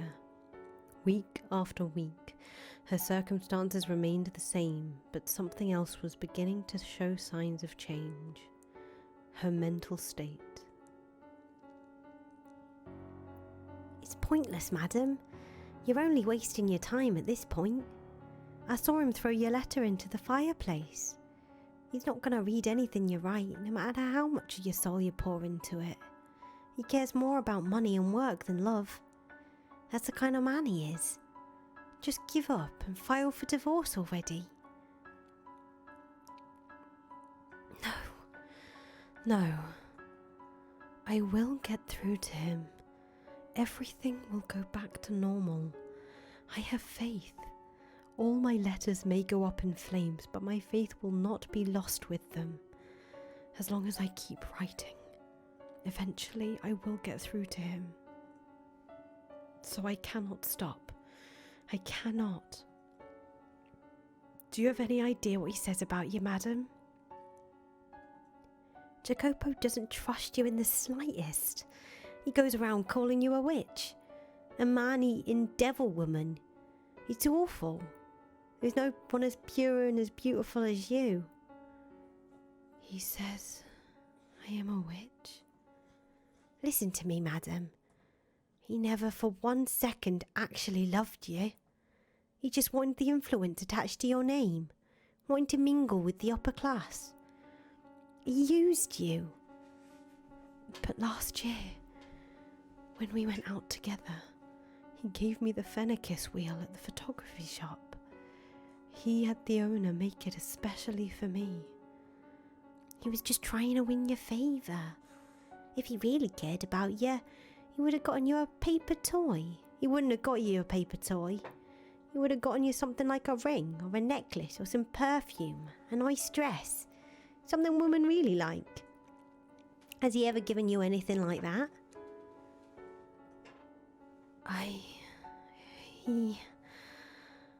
He doesn't have any feelings for me. I'm sorry. I just couldn't stand to see you going through this, but I don't know when to shut my fat trap. I went too far. The last thing I need to be doing is hurting you worse. You know, for everything I've said, your unwavering dedication is really impressive, madam. I know I've suggested you getting a divorce, but to be honest, part of me kinda doesn't actually want you to split up. Despite knowing you're staying with him is just causing you pain. You've made it this far, I'd like to see you make it all the way. Maybe he actually will start paying attention. Your sweetness can melt even his heart of steel. Yes, you're right. I will keep waiting, keep writing, and I will not divorce him. Yeah, alright. So please, keep delivering my letters to him. You are my only remaining connection to the outside world. Oh, yes, one more thing. If it is not too much trouble, could you tell me how he has been and what he has been doing lately? I do not have much else to write about, so if I could at least relieve him of some of his world-related stress. I am his wife after all. I should be able to do that much for him. I am his wife. Her dedication to him was perhaps closer to an obsession, but she did not seem to be conscientious of the fact that her obsession was killing her. She was visibly losing weight, and her spirit was breaking down. It is said that emotions fade with time, but the opposite can also be true. The act of waiting, of fervently believing for so many months despite the object of one's affection not returning them, can tear apart a person's heart, crush their soul, shatter their spirit. No matter how radiant, how thick-skinned they may be, with enough time, it will wear anyone down. No one is immune. He's pointless, Jacopo. Wait all you want, you won't get her back. If she's gonna be writing letters, she could at least write one for you. She looks so pure, pretty as an angel, but God almighty, is it only how she looks? You've changed a bit. What? Have I? The old you would be yelling and screaming, chomping at the bit to go storming in on the madam. Now you just go quiet. I'm just a little tired. You could break it off then. What? You've already made a name for yourself in high society. No one's going to suddenly start ignoring you. You more than put her family name to good use. To put it in your own words, it's no longer necessary. This isn't something I really want to say, but the madam has never liked you. She was married off to a total stranger and forced to leave her home. I'm sure she felt very alone, and so she sought the companionship of other men. Anyone who wasn't you probably seemed quite attractive to her. So, without getting violent or threatening to kill her or anything, just end it already, quietly and without a fuss.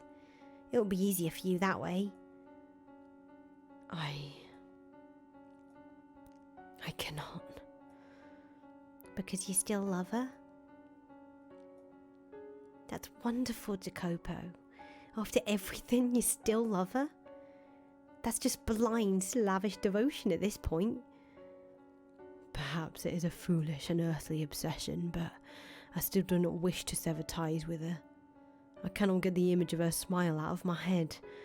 The look of utter elation on her face as she looked through the phenakistoscope. Those captivating eyes beneath the veil at our wedding. I will never, for as long as I live, forget those sights. Colour me surprised. You're a sentimental one.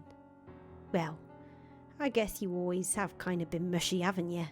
True to your heart, despite how you may look. That's not a bad thing in my book. There's nothing but pain in it for you now, but all you can do is wait until she stops writing. But don't worry, if you need to let off some steam, I'm all ears. I'll be here for you until she breaks it off with the other men. No, that will not be necessary. What?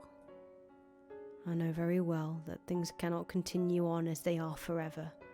I knew it from the beginning and still couldn't do anything. This time, I'm planning on facing her myself. You serious, Jacopo? Yes.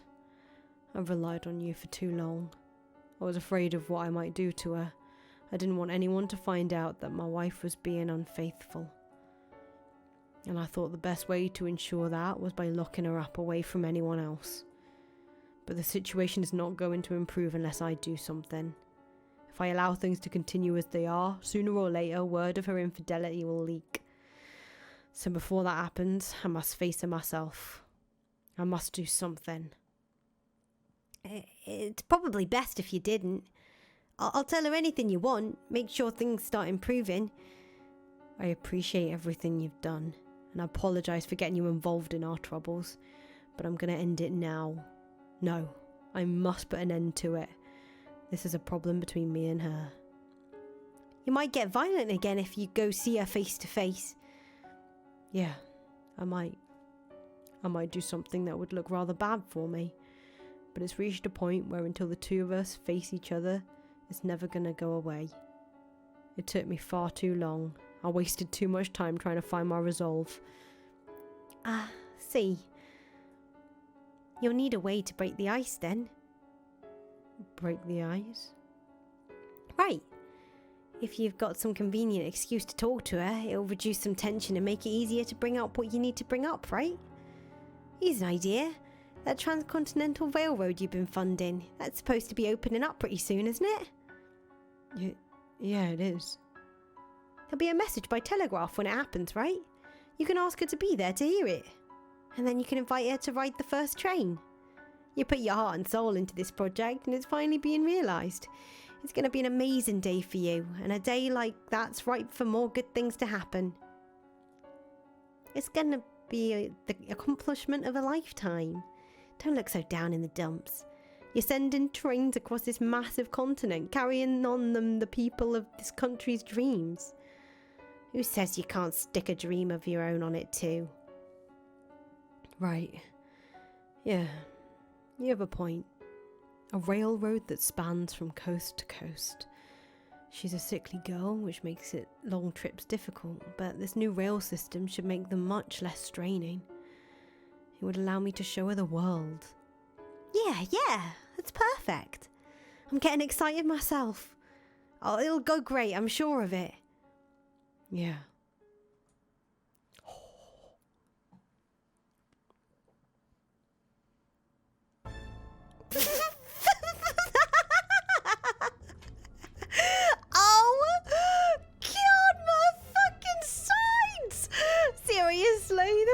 Goddamn riot, the both of them.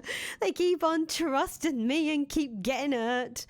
They don't have to be going through any of this. Oh my God, Maria, you're terrible. These people call me the Holy Mother. I bet the real Mary's rolling in her fucking grave. Now, I must say, I wasn't expecting you to make a move, Jacopo. A shame that. This squirming loser, paralysed by insecurity, is a better role for you. If they do end up figuring it out, tough shit. Doesn't hurt anything, and just takes away a bit of my fun. I don't understand why you're so infatuated with this railroad. I mean, I do sort of get romanticising steel, but my kind of steel's a little smaller scale. Anyway, I suppose it's about time to get things moving. No matter how this plays out, you will not have a happy ending, Jacopo.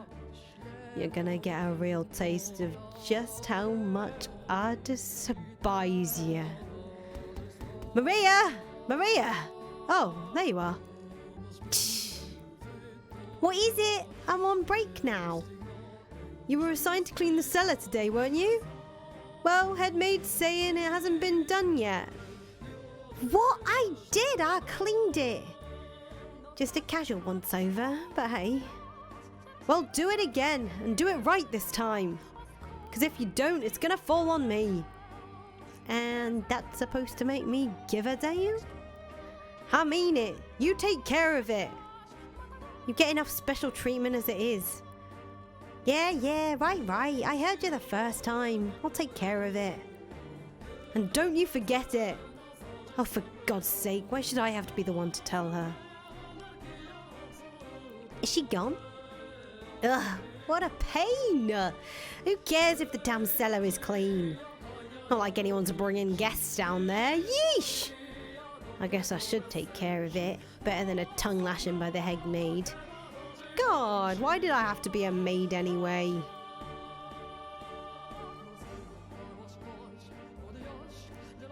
What a dank place. Ugh, it's so dark and humid down here. It makes me feel gross. Ha! Someone there? Hello? Hello? Is anyone there? It came from further in. Whoa, it's seriously dusty back here. Who was supposed to clean this last week? Well, clean the whole thing next time, damn it. Just make my job harder. Disgusting. Ugh, damn cobwebs. Oh, God. Oh, dear God.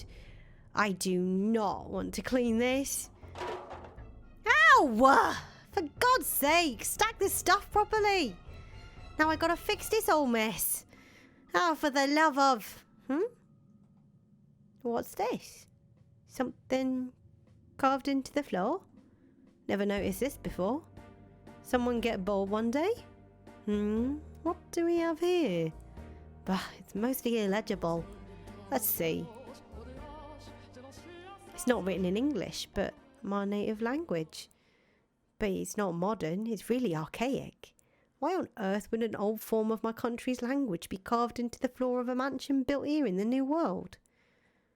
Most of it's illegible, but I can make out one section.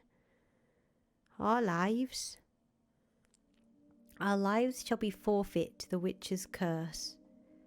Nevertheless, we must lay bare those with sin upon their souls for the redemption of those whom are pure. Should he mean not to dispel your curse, we implore of you, O witch, to mark with it only their bloodlines. The blood of the sinners flows through those who dwelt within this house, but not I.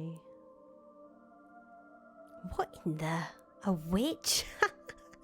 That's crazy. That's crazy. But why does the handwriting look like mine? It's just coincidentally similar. No one's handwriting is perfectly unique after all. Why am I so sweaty? It's not that hot down here.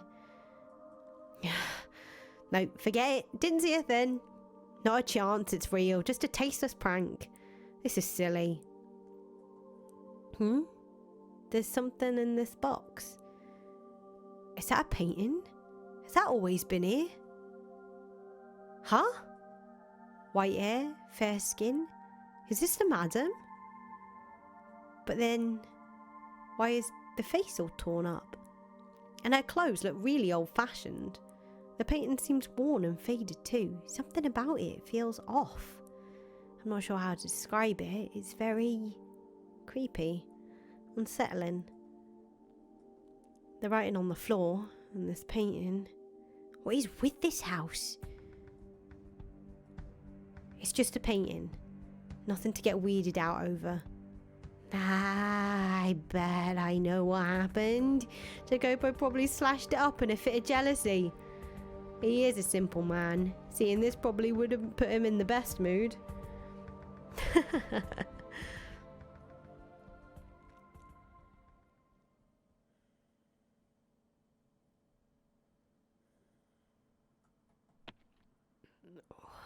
What was that?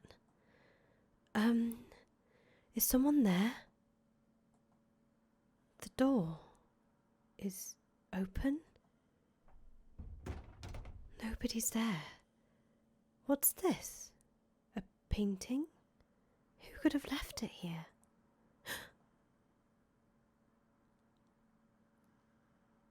Is that me? Why? But my face has been cut. No. Why would someone have this painted? Just to do this? Who would do such a thing? You're like a witch, my dear. Like a demon. Your very presence brings misfortune upon others. You're cursed. No. I am not. I'm not. Was it you, Jacopo? Did you have this painted so you could destroy it? Do you really despise me to that extent? Why? Why do you?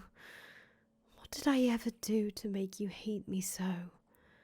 Why?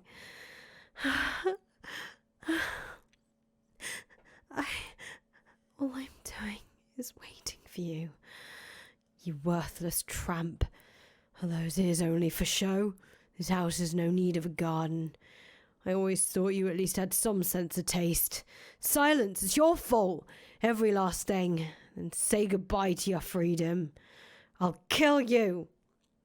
Does the mere act of waiting impose upon you? Does my mere presence pervert you? Would it be better if I were gone? Would it be better if I left this mansion? If I left you? I don't think I can wait much longer. There's no end in sight. I can't take it any. There is no end. No. I will set a deadline for when I give up waiting. When the project you pour your heart and soul into is complete. When the railroad opens, I will be finished waiting.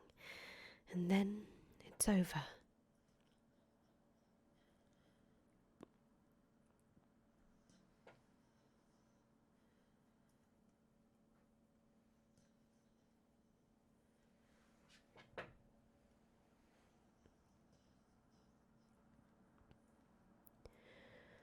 The Pacific Railroad's last spike ceremony was drawing nearer by the day. That day, coincidentally, the two of them had set for themselves, Jacopo to confront his wife, and the white-haired girl to wait for him. And as that day approached, she continued to write letters. She wrote the letters purely by force of habit, despite having been worn visibly thin. I expect that she could not stop, and the act of writing was all that kept her from going mad. By focusing her attention on another person through her letters, she was able to maintain her grip on herself. but that day would put an end to her suffering and despair. When the railroad was completed, all their misunderstandings would be cleared up. They would return to the smiling, happy couple they had been when they were first married. The harsh winter would finally come to a close, melting away into the past and allowing them to step into the future. With constant prayer in my heart, I impatiently awaited the railroad's opening ceremony. I do not, after all, wish for anyone to fall into any kind of misfortune. And that goes for you as well, Master. Now, Master, the door is soon to be shut upon this era. Are you prepared to see what happens next? I see. Very well. Then allow us to make our way to that final day. See with your own eyes, Master, how this tale concludes. And please do not let go of my hand.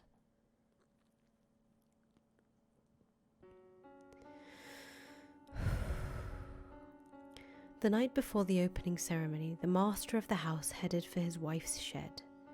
There was a tension on his face, but a surety in his step.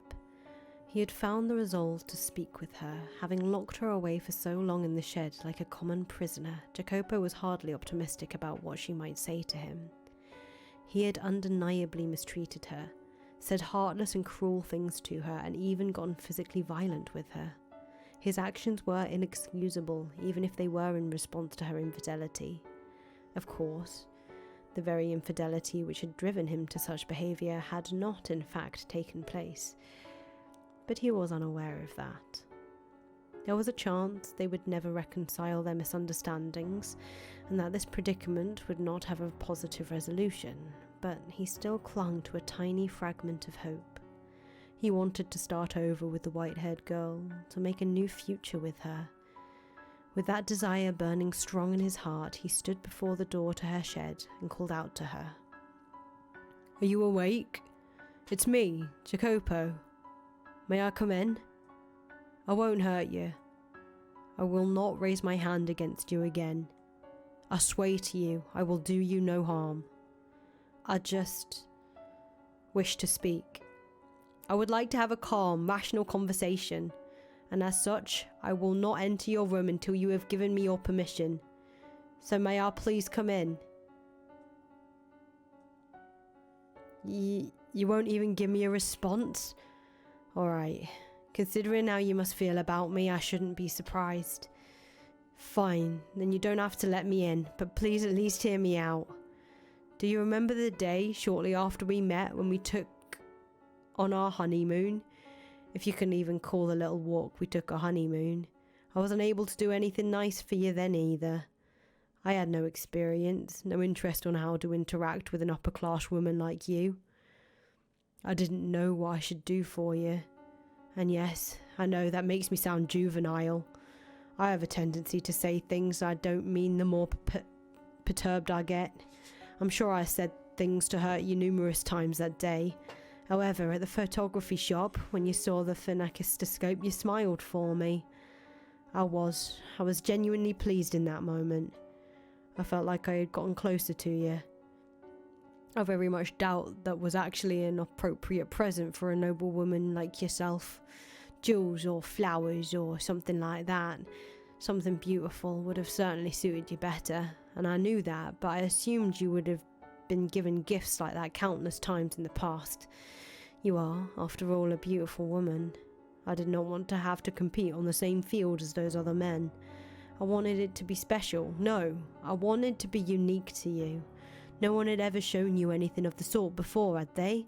Frankly, I wasn't sure if a woman of your status would take any interest in a phenakistoscope at all. I imagine you've thrown it out by now, but I choose to believe you sincerely liked it on that day. That, if just for a moment I caught your eye. Even if you started seeing other men afterwards, that moment was real, wasn't it?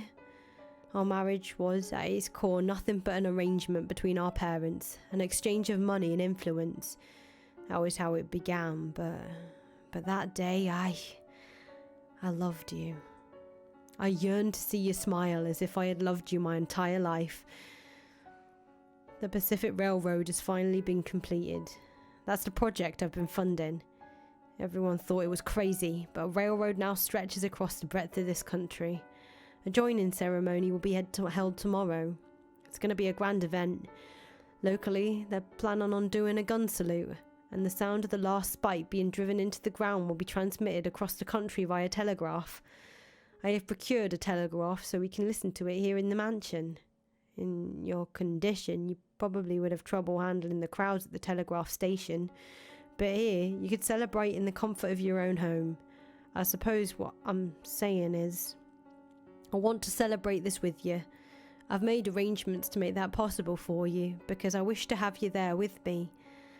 Would you be willing tomorrow to celebrate the completion of the Pacific Railroad with me?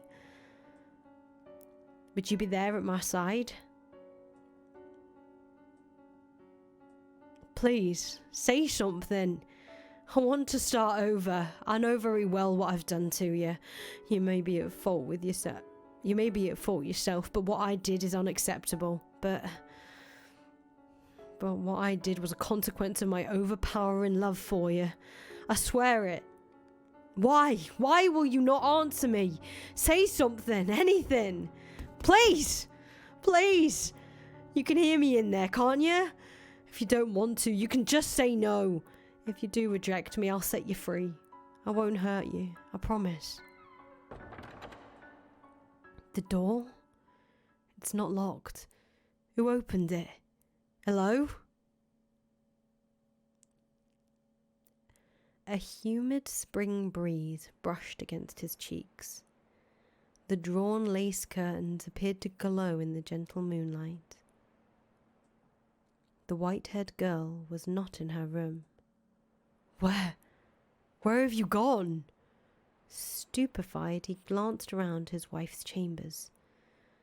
To my eyes, the neatly organised room appeared no different than any other day, but to his eyes it was pale and hollow, for the one who was supposed to be there, who was supposed to be waiting for him, was not present. He could not hear her voice from anywhere in the shed. In its place echoed a dry rustling, a sad, pitiful, empty whisper of a noise. It came from the lone object left abandoned atop her desk.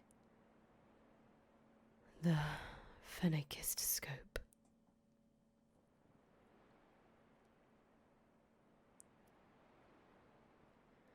It was the one present Jacopo had ever given the white-haired girl, a toy made of paper. When spun and viewed in a mirror, it created the illusion of a man and woman dancing. You still had this? That's ridiculous. I assumed you'd thrown it out. The white-haired girl had evidently made considerable use of the phenakistoscope. The paper was visibly worn and tattered, warped in places, and had even begun to yellow. It spun slowly in the wind, rustling and rustling and rustling, spinning in an endless reminder of the day the year before, though there was no longer anyone around to look through it. Why? But you were with other men. Why would you keep something I gave you? It's so worn. Why? A letter. Beneath the ever-rotating phenakistoscope lay a single sheet of paper. As if drawn to it, he scanned the contents of the parchment. It was a letter addressed to Caro mio Jacopo. The salutation, written in his native language, translated as follows.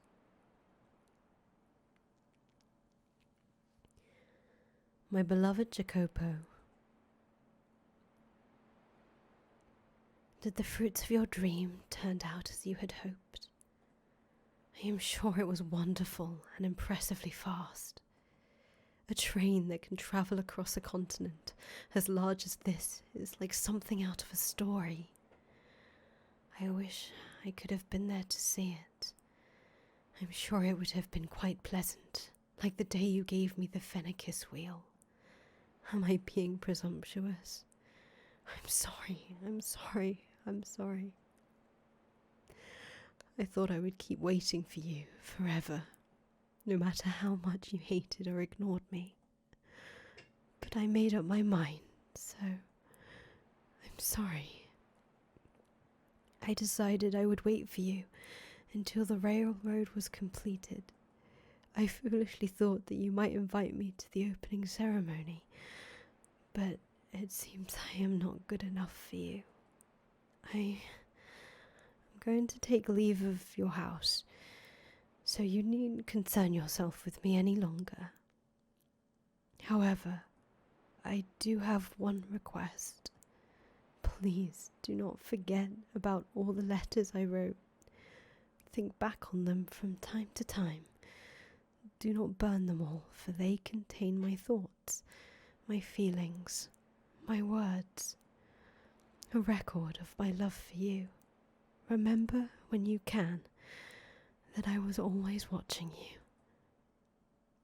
I'm sorry. I'm having trouble writing. My ears are ringing. There's a voice whispering to me, calling me a witch.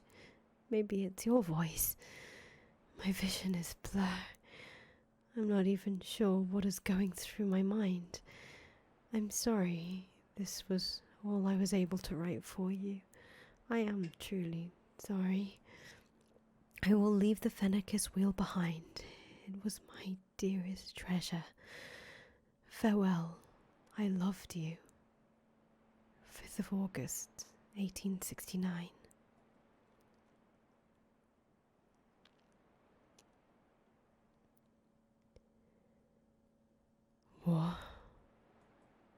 What the hell is this? He was visibly rattled, and unsurprisingly so. The mention of the Transcontinental Railroad's opening ceremony, the letters she had written, her dearest treasure, her profession of love for him, and above all, the mangled text that appeared to have been written by someone not entirely in their right mind. Everything about it served to amplify his befuddlement. You waited for me? How can that be? The joining ceremony is tomorrow. It hasn't happened yet. Why? Why did you have to leave then? I'm here. I came for you just as I planned. The ceremony is on the 10th. A second later, Jacopo gasped. The date written on the letter was the day prior, May 8th. Originally, the ceremony was planned to be held on May 8th, 1869. However, due to bad weather and labour dispute, it had been postponed for 2 days. This can't be. I made sure you were informed. I had Maria. The man who is having an affair. Maria. No, you couldn't. Scattered fragments of memory began coming together in his mind. Maria was the only one who had informed him of his wife's supposed unfaithfulness, and though the letters had not been addressed to him, thinking back on it, they had all been about him. In one letter she had mentioned treasuring a gift. Jacopo had assumed it meant a gift from another man, but in fact she had been referring to the phenakistoscope sitting atop her desk, still spinning in the wind. At long last, he finally made that connection. And at the same time, he realized that the only person who could have altered the letters was someone they both trusted. Maria. She never even once betrayed me. She was not unfaithful at all. She waited unwaveringly for me. And I refused to believe her. I caused her pain again and again. But his realizations came far too late. The white-haired girl's spirit had broken, and she was no longer in the mansion. Had he caught on to Maria's machinations sooner, things would not have turned out as they had. But he was much too late. Maria, why? Why would you do this? Clenching the letter from his wife, Jacopo stormed out of the shed in search of Maria. But she was not in the room assigned to her. Where are you? Where have you gone? Maria! Several maids were roused from their slumber by the racket, but no one had the courage to speak up as the master of the house frantically charged through the halls. Eventually, he arrived at his own chamber. He was certain he had closed the door before leaving, but now a slither of light shone through the gap between it and the frame. From within the room, he thought he could sense someone's presence. When he opened the door, there he saw, comfortably perched upon his own chair, a woman. "I've been waiting, Jacopo."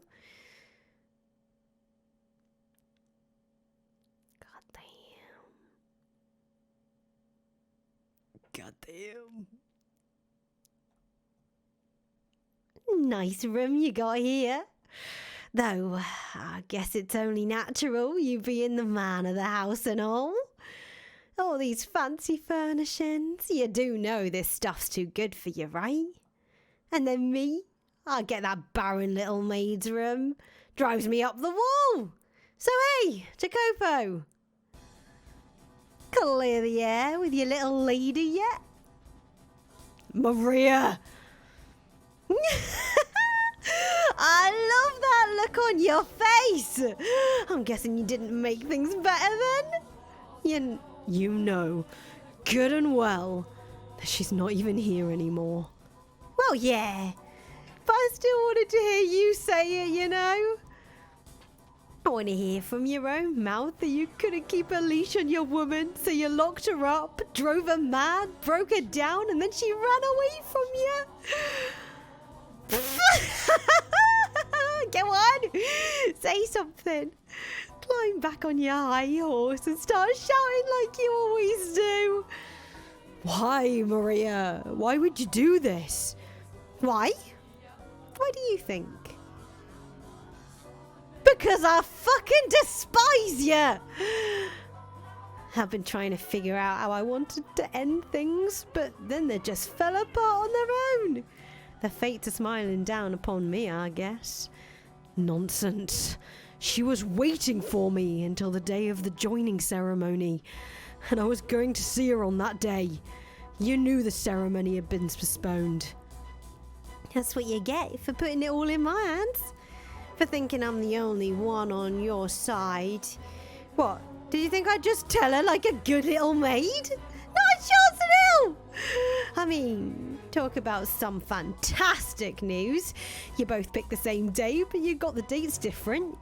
Absolutely perfect. Maria, is that how you've always felt? How long have you held this grudge against me? How long? How long? How goddamn dense can you be? You must be nice living in your little fantasy world, Jacopo. And this is the next capo familia. Oh my god, my sides. So you've always hated me? At the very least, I fucking loathed you since the minute we had our reunion. At first, I did try to convince myself you had your reasons. Didn't make it feel any less unfair, though. You had all your money and all your power and everything else you stole from me. And then you go and get hitched to this pretty little lady. Oh, don't try to act like you're the victim here. This is all on you. Do you have any idea how I felt? Falling from grace, made your goddamn maid having to suck up to you? Do you have any idea how infuriating that was? Or did you think I didn't know anything? Did you think I didn't suspect anything? If you did, then you got your head way up in the clouds. So you were motivated by your grudge against my family, the Bizattis? Precisely. That's exactly it. Your father want you so badly to be the capo familia, want you so badly to be in power, that he murdered my dad and grandpa. They say it was a carriage accident, but the ground was all torn to hell where it happened. You want to tell me that kind of carriage accident causes it to explode? As soon as my dad and grandpa died, your dad took over as capo familiar. The balance of power in the factions began to change. My family and anyone with ties to the Campanellas was either exterminated or exiled. The Bazzatis took control of the city. My grandpa's Cosca became your Cosca. No one in their right mind would be naive enough to think the Bazzatis didn't have a hand in that. The great Campanella family bitten by their pet dog. Except the dog had rabies. And as a result, in time, that lush historic land will wither away and die. My dad and grandpa are buried in that dried up earth, are screaming in their graves even now. You can't prove me wrong, can you, Jacopo? And now, first in line to be the next capo familiar is you, his son. Naturally. Feels pretty good, doesn't it? Slaughtering my family, leaving us to wallow in the mud, while you live here like a fucking king. Because of what your family did, I don't have a home to go back to anymore. No house, no prestige, I have nothing left. And that's goddamn outrageous! The Campanellas are supposed to run that city, but instead, you filthy Bazzati curs are crawling over it like some kind of infestation. I'm a legitimate Campanella, but I'm stuck being your goddamn maid.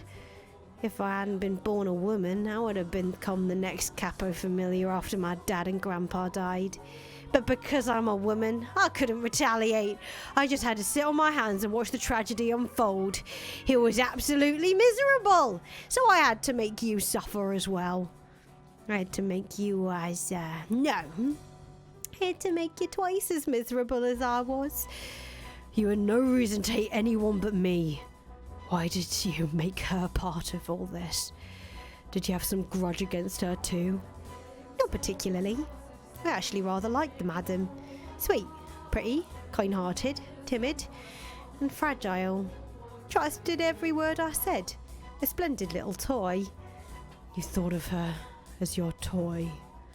Now, can you really call me out for that? You can't. You have no right. You never cared one bit about anyone else. They're all footstools to you. It's a little too late to find yourself a sense of morality. This whole thing, it could have been avoided if you two had just had a single conversation. But instead, the both of you come crawling to me saying you're my only ally, Maria. How dense can you be? Of course, I thought you were my ally. I trusted you, as I'm sure she did too. Then you should get your eyes examined, because you can't see a damn thing. Maria. My God, it was beautiful. The way you two blindly trusted me, creating your own misunderstandings and causing your own pain. How could you never seem to get on the same page? Watching it all fall apart. Maria, is that everything? The extent of your grudge and all you did? Yep. That's everything. All that's left is for me to kill you. Hold still now. I wouldn't want to miss. Maria, you. Does our past mean nothing to you? Was that oath just an empty promise? How could it when you remember so clearly? Fine. I'll explain it for our romantic boy. Bad grown-ups will even take advantage of good memories. It's time I finally returned this to you, Jacopo. That cartridge you gave me, packed with your disgusting sentimentality.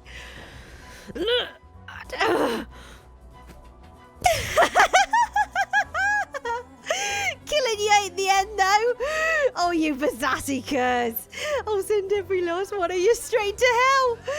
Our revenge has just begun.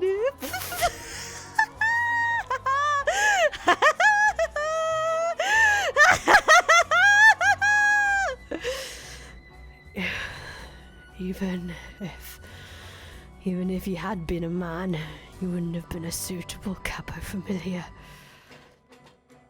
You should have aimed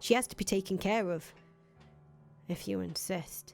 But do not let your guard down. Betrayal is a constant companion in the world. I'm not giving you my revolver. I'm giving you my revolver. Keep it on you at all times. Glory everlasting upon our blood and upon this earth.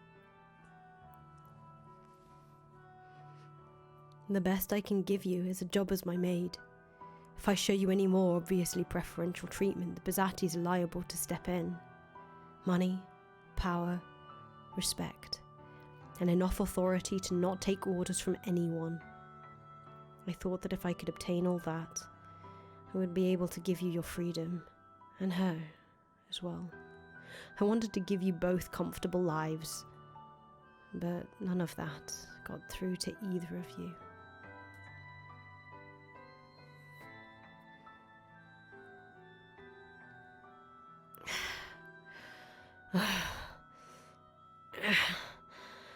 Everything is slipping through my fingers. Her love, my friendship with Maria, both of their smiles. Master? Master? What was that sound? So much blood. Maria? What happened this time? You keep getting stuck witnessing the worst things. What? Call a doctor.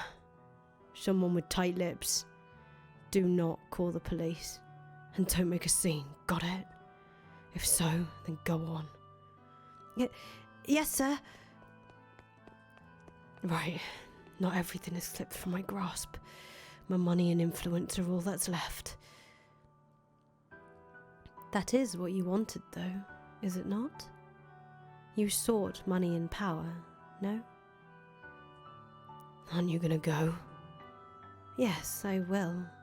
But first, I would like to ask you something. What do you intend to do from here? What am I gonna do? Exactly the same as before. There is but one thing for me to do. I see. Will you eventually find solace in your riches? The way I see it, money and power can be your ally, but they can become your enemy in the blink of an eye. If you do not put them into words, your feelings will never make it through to anyone. For, unlike money, humans are not measurable by their appearance.